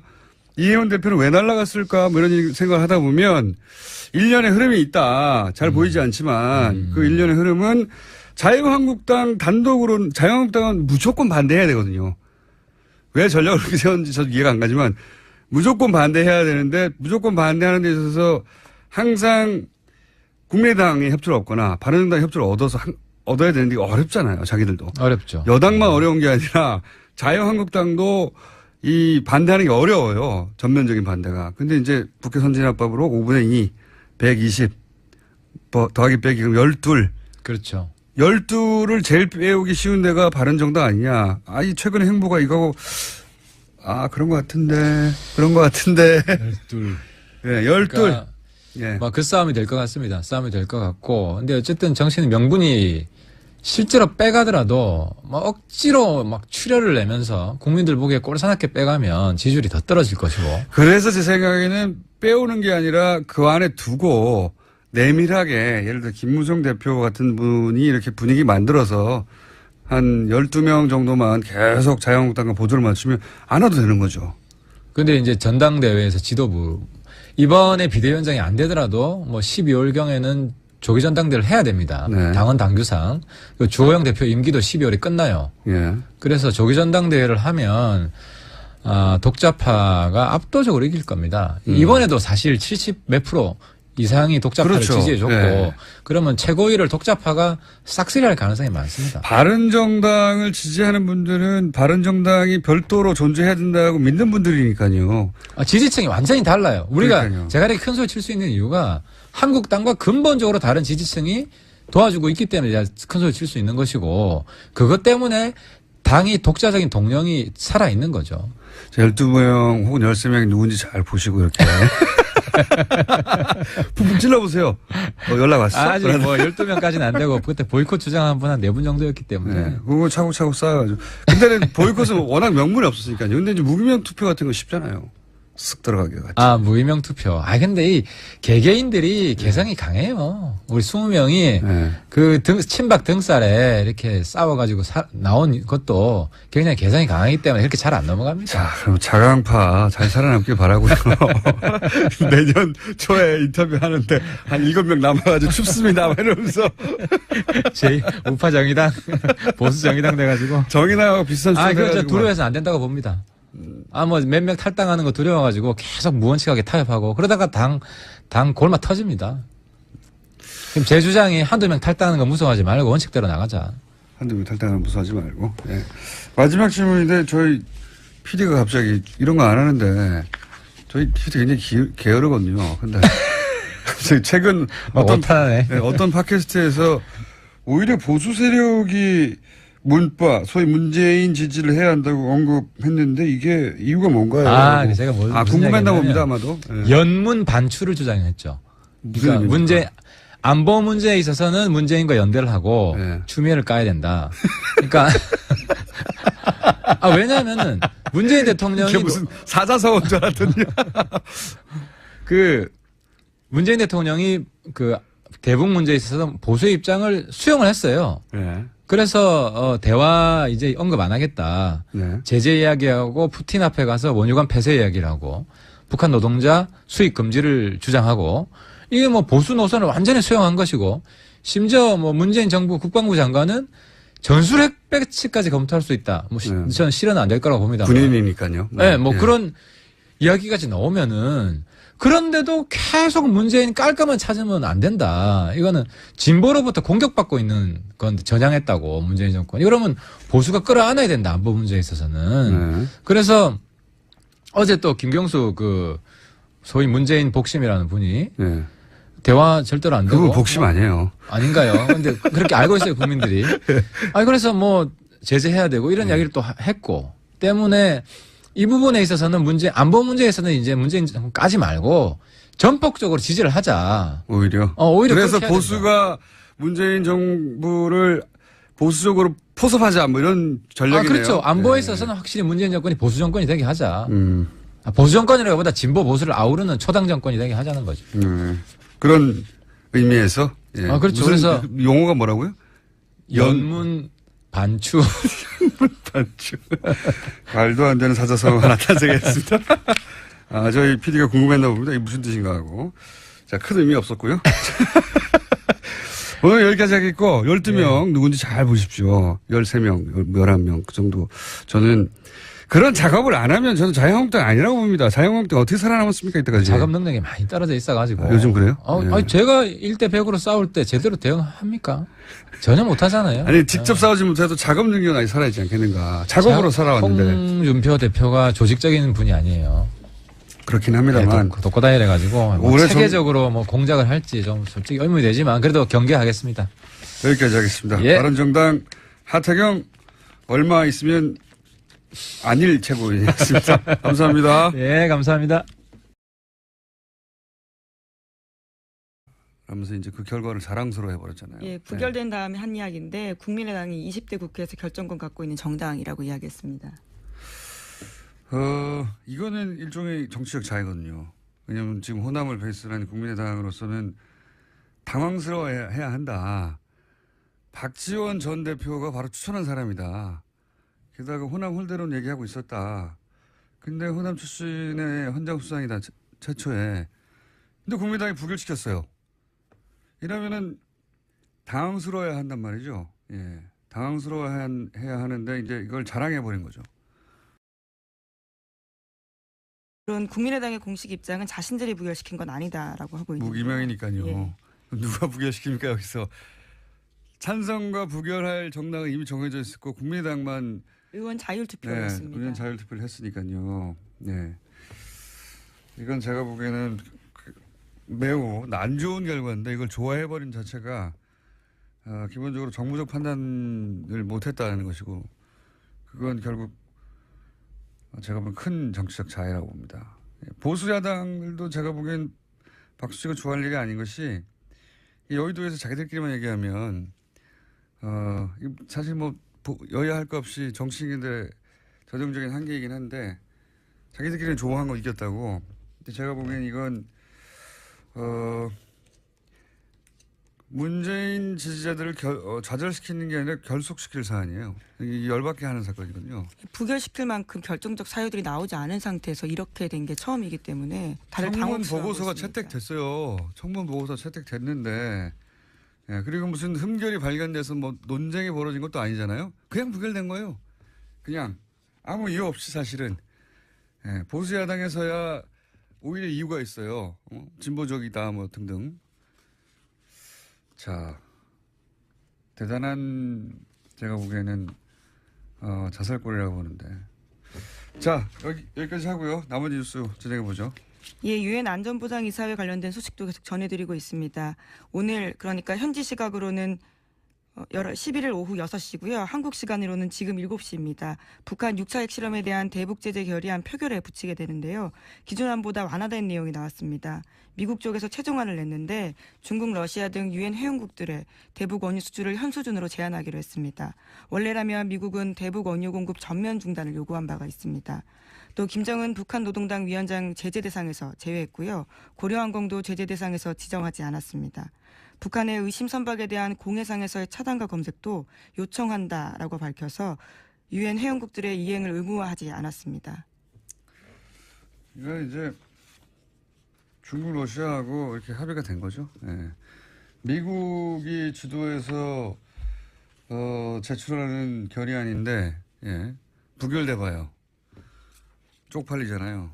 예. 그래서 애초에 주장하는 것보다 확 떨어졌습니다. 예. 그래서 이제는 이제 요 정도면 중국하고 러시아가 오케이 손들어 줄게 뭐 이렇게 합의가 된 사안인 거죠. 네, 곧 결과가 나옵니다. 그래서 뭐 대북 원유 수출을 전면 중단 한참 언론 플레이했는데 지금과 같은 수준으로 예, 그리고 뭐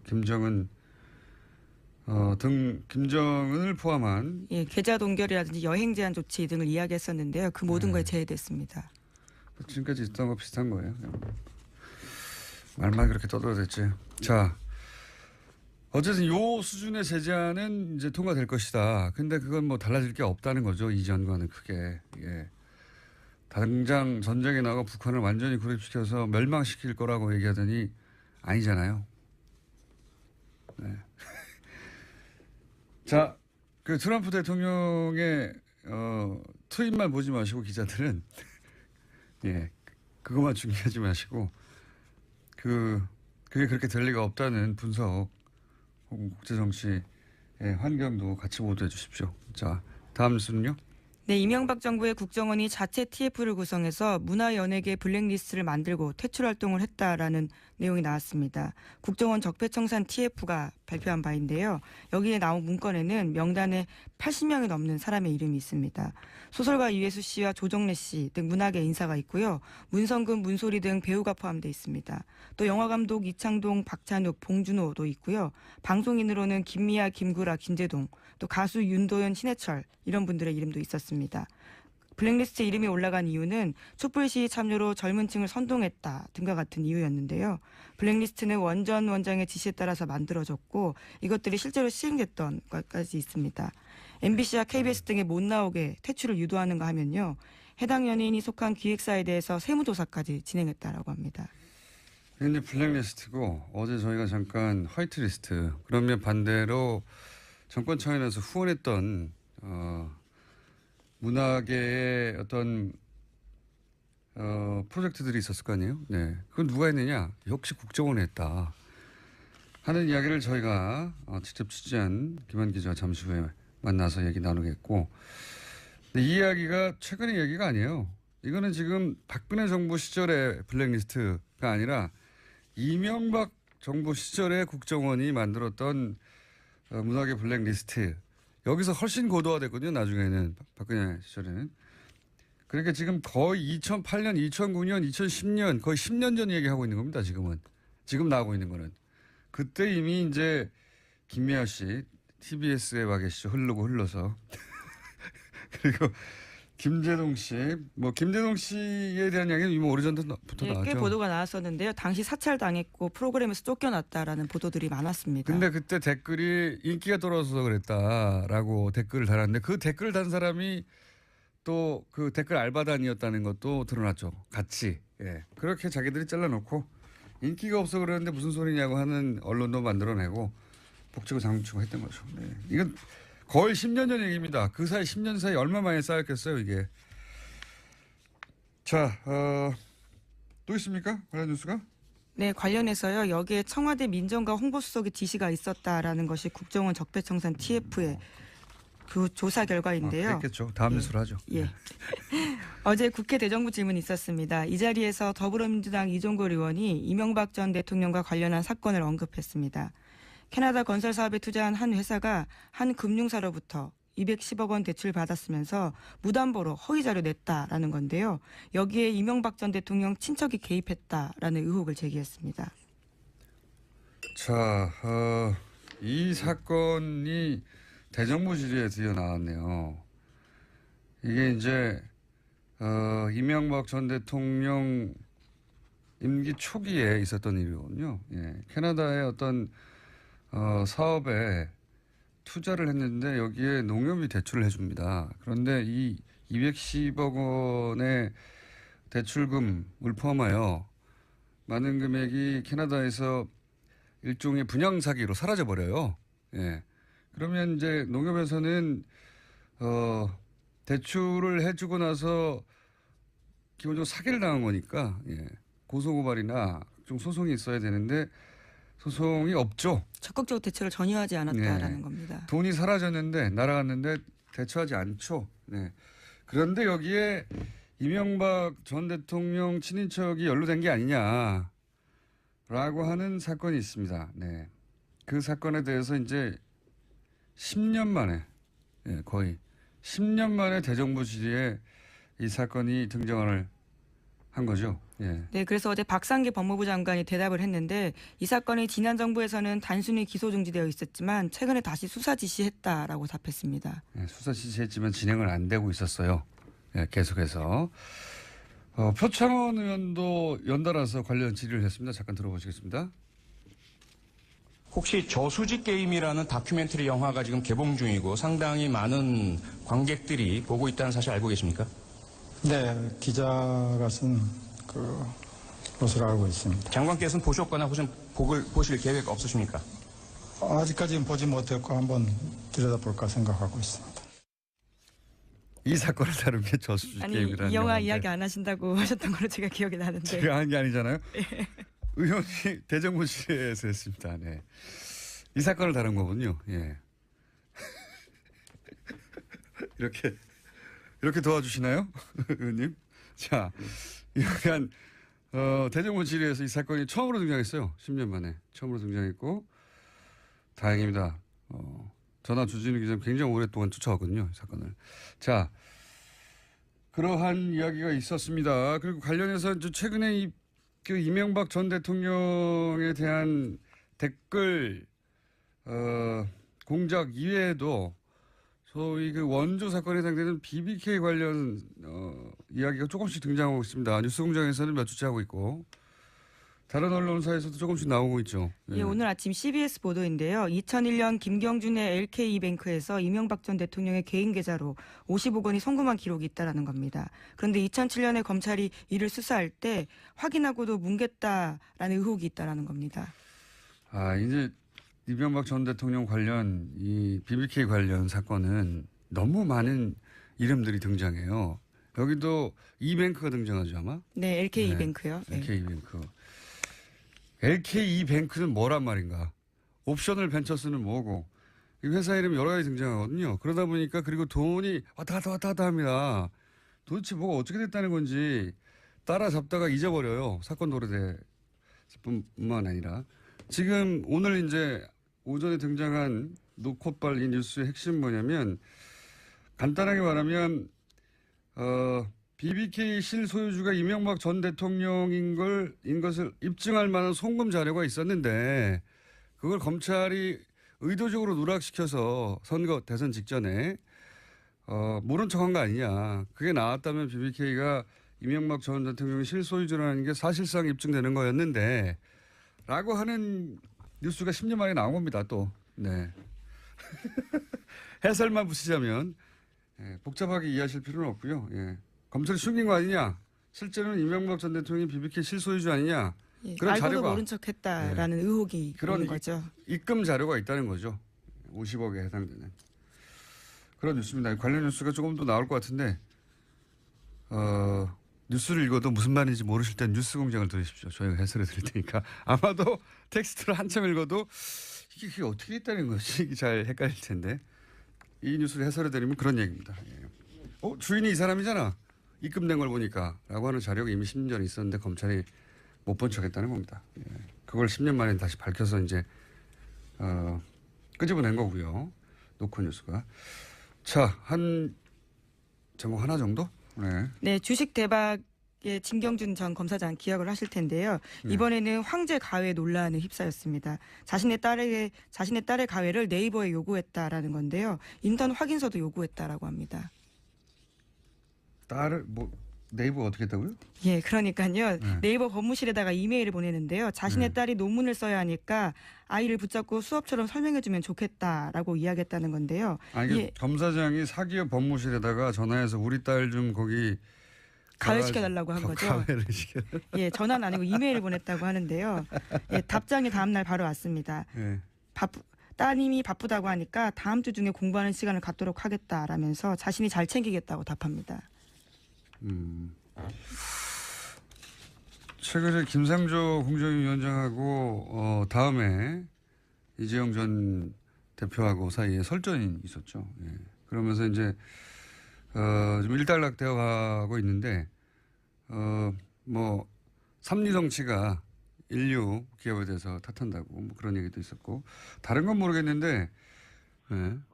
일단 보통은 이제 여러 가지 그 내부적으로도 다양성을 좀 확보를 하려는 의미에서 연령별로도 그렇고 이제 기수별로도 그렇고 약간 다양성을 주는데 그래서 이제 작년만 해도 이미 말씀드렸던 대로 이제 부장 판사 둘 사람의 구성이 24기 연수원 24기하고 25기 이렇게 있었는데 그러면 이제 자연스럽게 순서대로 가면 올해는 25기, 26기 이렇게 돼야 되는 게 아니냐. 그게 통상적이다. 네. 예. 그렇죠. 예. 그런데 26기 두 사람이 됐거든요. 그래서 뭐 아주 좋게 해석하자면은 뭐 특별히 그 사람들이 영장 그 처리 업무에서 탁월한 능력을 보이니까 그래서 발탁을 했다 이렇게 할 수도 있겠지만 사실 법원 인사는 사실 그렇지는 않아요. 보통 이게 예측 가능하게 다음번에 이렇게 되겠다 하는 그런 수순으로 가거든요. 그런데 그런 관행하고 좀 안 맞는 거죠. 그러니까 이게 딱 그거 하나만 찍어서 이상하다 이렇게 할 수도 있겠지만 오히려 이런 것도 있고 저런 것도 있고 한 그런 거 중에 하나라고 보시면 좋을 것 같습니다. 그게 이제 이런 이야기를 저희가 계속 하고 있는 이유 중에 하나가 이런 연속되는 그 기각된 걸 가만히 들여다보면 결과적으로 그렇습니다. 실제로 박근혜 최순실 게이트 그렇죠. 예, 관련 영장이나 방산비리 관련 영장이나 소위 이제 윤석열 체제하에서 지금 적폐청산의 일환으로 추진하고 있는 영장들이 자꾸 기각되다 보니까 검찰도 이런 주장을 하는 건데 그리고 이제 저희도 이런 이야기를 하는 이유가 핵심적으로 근저에 깔려 있는 어떤 인식은 이게 이제 혹시 정치적 의도를 가진 거 아니냐. 네. 혹은 뭐 그런 의혹 있지 않습니까? 아시지 않습니까? 예. 그렇죠. 많이 다니고 있는 돌고 있는 얘기인데 사실 근데 뭐 이렇게 방송에서 이게 드러내놓고 얘기하기에는 어느 정도 증거가 있어야 되는데 사실 그런 증거는 없어요. 그런 증거는 없고. 그런 증거가 있으면 벌써 수사에 들어갔겠죠.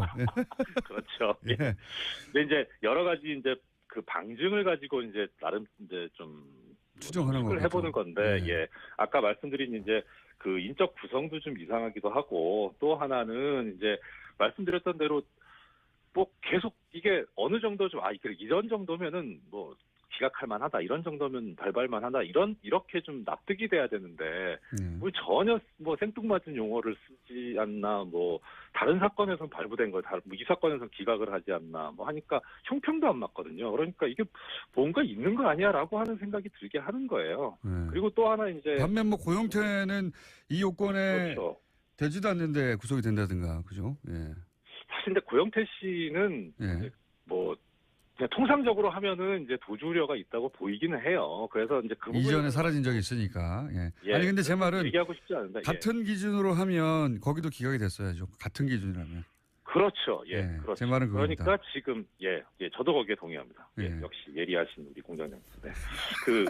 그리고 또 하나는 이제 뭐냐면 참 이게 아까 지적도 해주셨지만 양승태 씨가 지금 이제 마지막 인사잖아요. 임기도 한 달도 안 남았는데. 그러니까 이제 마지막 인사인데 그 당시 인사 할 때가 올 2월이었었거든요. 2월 말. 그러니까 인사 초안은 뭐 대충 이제 1월부터 짜지기 시작하는데 그때가 언제쯤이냐면은 일단 검찰 측에서는 인적 구성이 안 바뀌고 있던 상태였고 그리고 남 양승태 씨 입장에서 마지막 인사고, 그리고 박근혜 씨 같은 경우에는 그 당시에 뭐 공장장님도 전에 얘기하신 적이 있었는데, 뭐 청와대에서는 탄핵 기각될 거다 이런. 그렇죠. 예. 예. 마지막 순간까지 탄핵 기각을 믿고 있었고. 그렇죠. 그러니까 그러면 그 당시 상황을 이제 지금 돌아가서 보면은 그쪽 입장에서는 이제 마지막 진짜 그야말로 그 한 방을 해야 되는 그런 상황이었던 거죠. 그리고 이제 아무리 뭐 법적으로 보면 사실 그 영장 전담 판사를 각급 법원에서 이제 임명을 하는 거는 구체적으로 이 사람을 뭐 어떤 업무를 맡길 건가라고 하는 거는 그 각각 법원장의 권한이거든요. 그러니까 대법원장의 어떤 권한은 아닌데 법적으로는. 근데 이제 이 서울중앙지법은 약간 특성이 있는 게 이 대응하는 검찰청이 옛날에 대검중수부나 뭐 서울중앙지검이어가지고 대형 비리 사건이나 정치인 사건을 많이 해요. 그러니까 그냥은 임명 못하고 검찰 측 의견이 상당히 반영된다는 게 법조계 통설이거든요. 검찰 측 의견이 반영된다는 게 결국은 정권의 의견이 반영된다는 그렇겠죠, 거거든요. 당연히. 예. 그러니까 그 당시 상황하고 놓고 보면 이게 좀 검찰 측에서도 그렇고 정권 측에서도 그렇고 양승태 씨 입장에서도 그렇고 그야말로 자기들의 입맛에 맞고 믿을 만한 사람을 임명하지 않았겠느냐 하는 거죠. 그런 추정과 정황 정도를 얘기할 수 있다. 예. 예, 그런 점. 그런데 이제 두 사람이 동기인 점, 그리고 그다음에 납득할 수 없는 기각 사유, 발부 사유로 이제 영장이 처리되고 있는 점, 이거 다 해보면 그럼 이거 진짜 뭐가 있는 것 같다. 이상하긴 이상하구만. 예. 예. 그냥 통상적이진 않아요. 알겠습니다. 통상적 그 영장 전담 판사를 실제 본인도 해보셨지 않습니까, 판사님도? 네. 어쨌든 그래서 전문가의 눈에는 이상한 점들이 많이 눈에 띈다. 네. 그래서 그런 의혹에 대해서 이상하기도 할 뿐만 아니라 안타까운 게 뭐냐면 정말 그동안 20년 넘게 영장전담제도가 실시되면서 영장전담 판사들이 이 객관적 기준 마련하려고 엄청나게 노력을 했었거든요. 근데 그게 일순간에 무너지니까 참 진짜 안타깝기도 하고 화가 나죠, 보면. 알겠습니다. 오늘 여기까지 듣겠습니다. 감사합니다. 네, 고맙습니다. 네, 이정열 뉴스공장 전담 해설 판사였고요.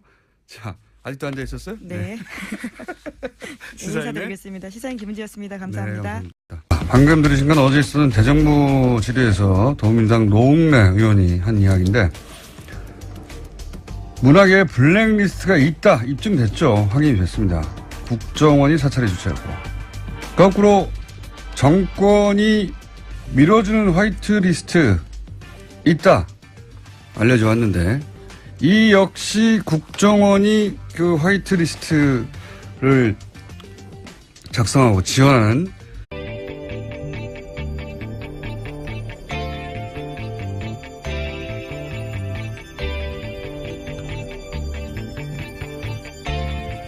안녕하세요, 김호준입니다.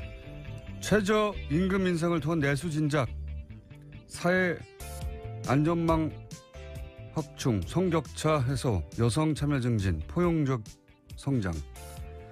진보학자나 노조가 아니라 방한한 라가르드 IMF 총재가 어제 기자회견에서 쏟아낸 말들입니다.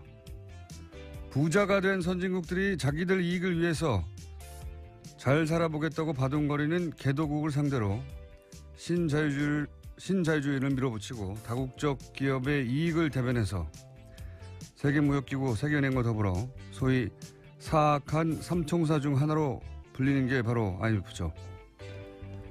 그런 IMF가 이제는 소득주도 성장을 이야기합니다. 부자들의 모임이라고 불리는 다보스 포럼에서도 소득 불평등이 중심 화두가 된 게 벌써 몇 년 전입니다. 우리나라는 전 세계에서 가장 소득이 불평등하게 분배된 나라 톱5에 들어가죠. 사악하다고까지 표현했던 선진국과 다국적 기업과 세계적 부자들의 욕망조차 이대로는 안 된다고 각성하고 있는 사이에 우리는 4대강을 파고 대출로 부동산을 사라고 부추기며 낙수 효과만 외치고 있었습니다. 어제 헌정사상 초유의 헌재소장 인준한 부교를 보고 끌어안고 환호하는 정치를 지켜보자면 그런 생각을 하게 됩니다. 우리는 몇 년을 뒤처져 있는 것인가? 이 역사 지체를 해소하는데 얼마나 걸릴 것인가? 갈 길이 멀다. 김원준 생각이었습니다.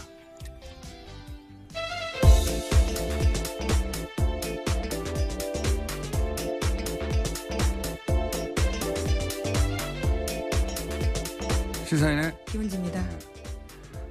오늘도 역시 바람이 쭉쭉 안 나가네요. 역시라고 하셔서 웃었습니다. 하루 이틀도 아니고. 자, 어제 가장 큰 뉴스는 이제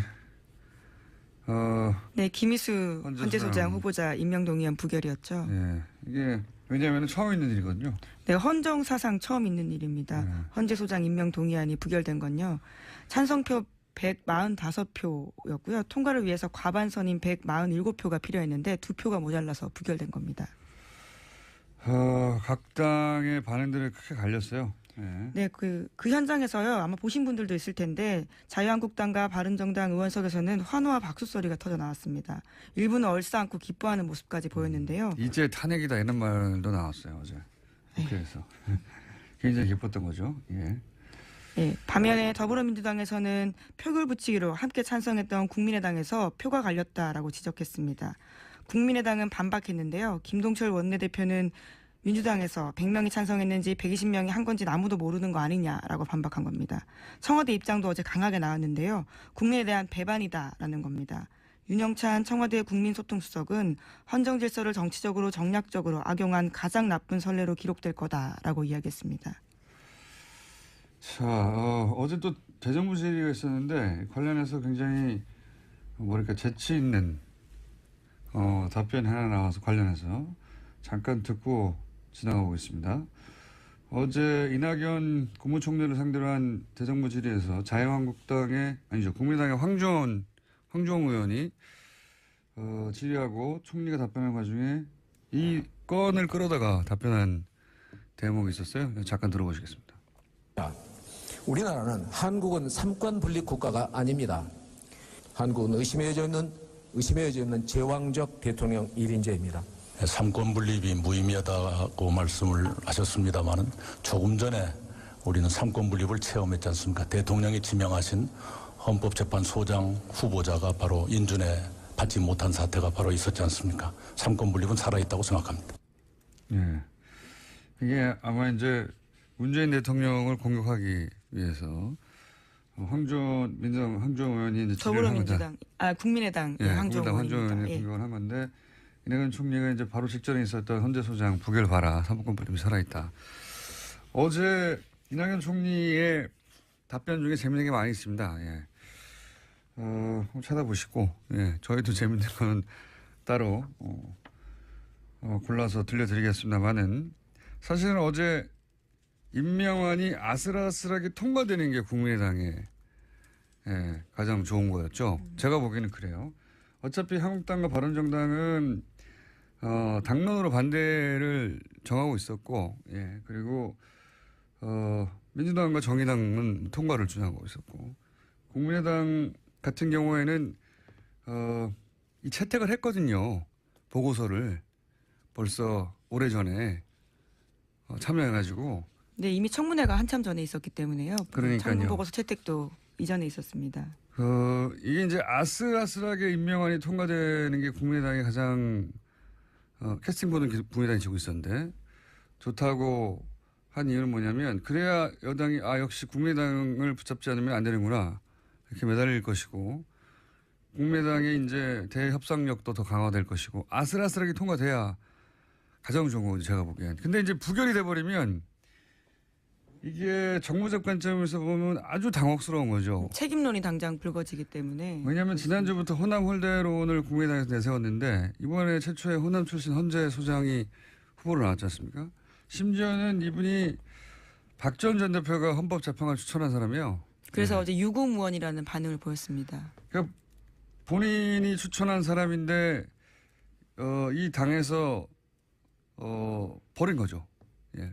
호남 홀대론을 주장하는 당에서. 더더욱 나쁜 거는 거기까지는 그렇다고 쳐도 더더욱 나빴던 거는 안철수 대표가 우리가 국회 결정권을 가진 거다. 그 오간 이야기 중에 이런 게 있었어요. 이제 이재용 전 대표 측에서 네이버가 정부의 도움 없이 맨손으로 거기까지 읽어낸 인류기업인데 라고 하는. 저는 그건 동의가 안 됩니다. 예. 네이버가 지난 9년간 보수 정권과 아무런 유착이 없었는지 좀 두고 봅시다. 그건. 네, 관련해서 네이버 입장도 좀 말씀드려야 될 것 같은데요. 예. 진양이 며칠 와서 궁금한 거 묻고 답해준 적은 있지만 지인 부탁으로 대기업 견학 간 거랑 비슷하게 보면 된다라고 해명했다고 합니다. 말도 안 되는 소리 하고 있습니다.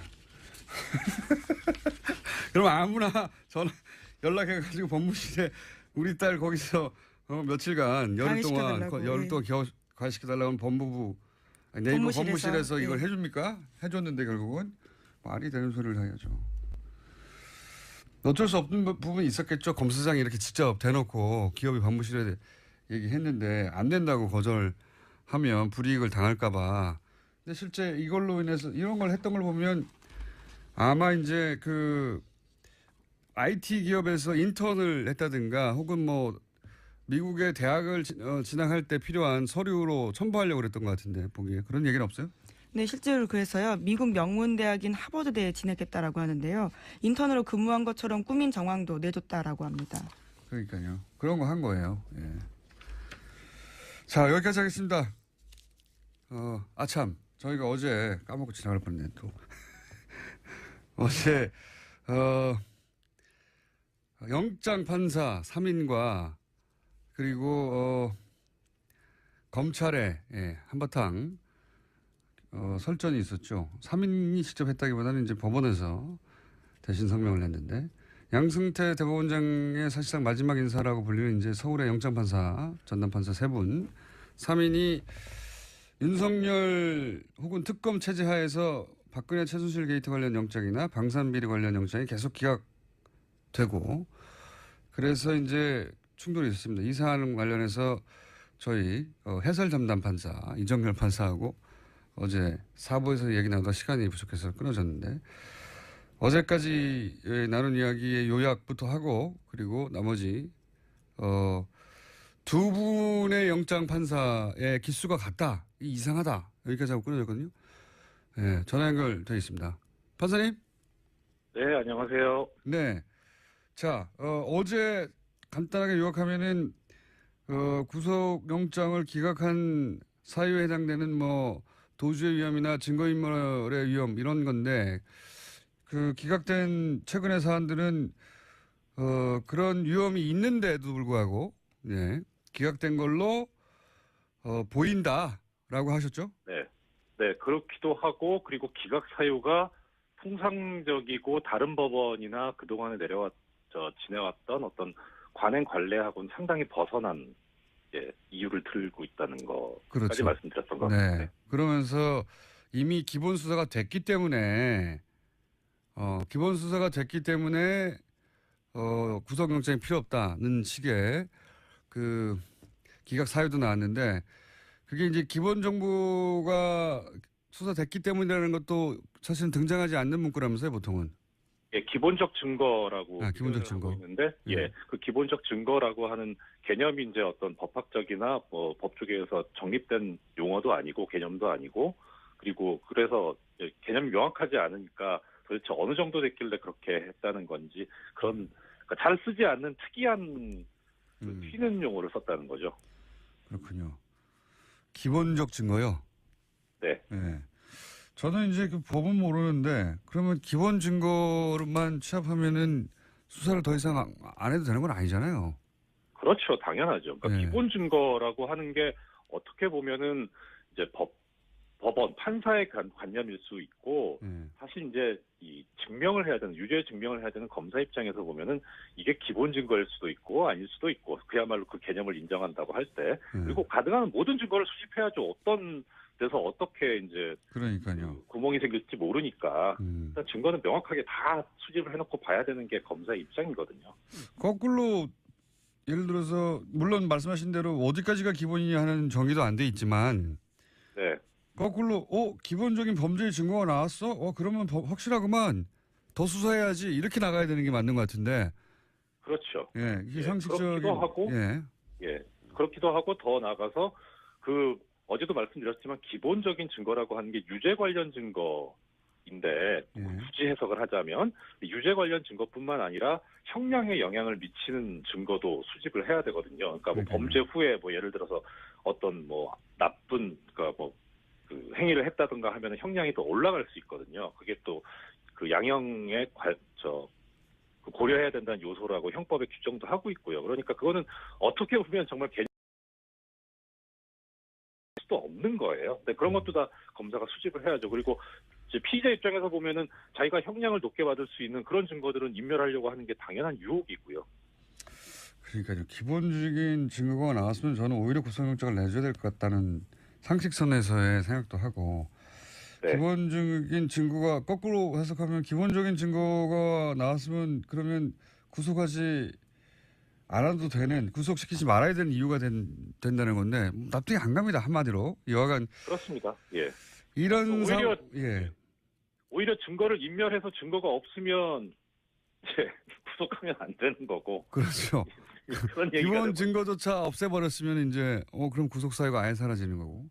예. 여러 가지 논리적인 모순이 생기는데 근데 이제 어제 이런 얘기 하시다가 마지막 부분에 영장 전담판사 3인 중에 2사람이 동기다.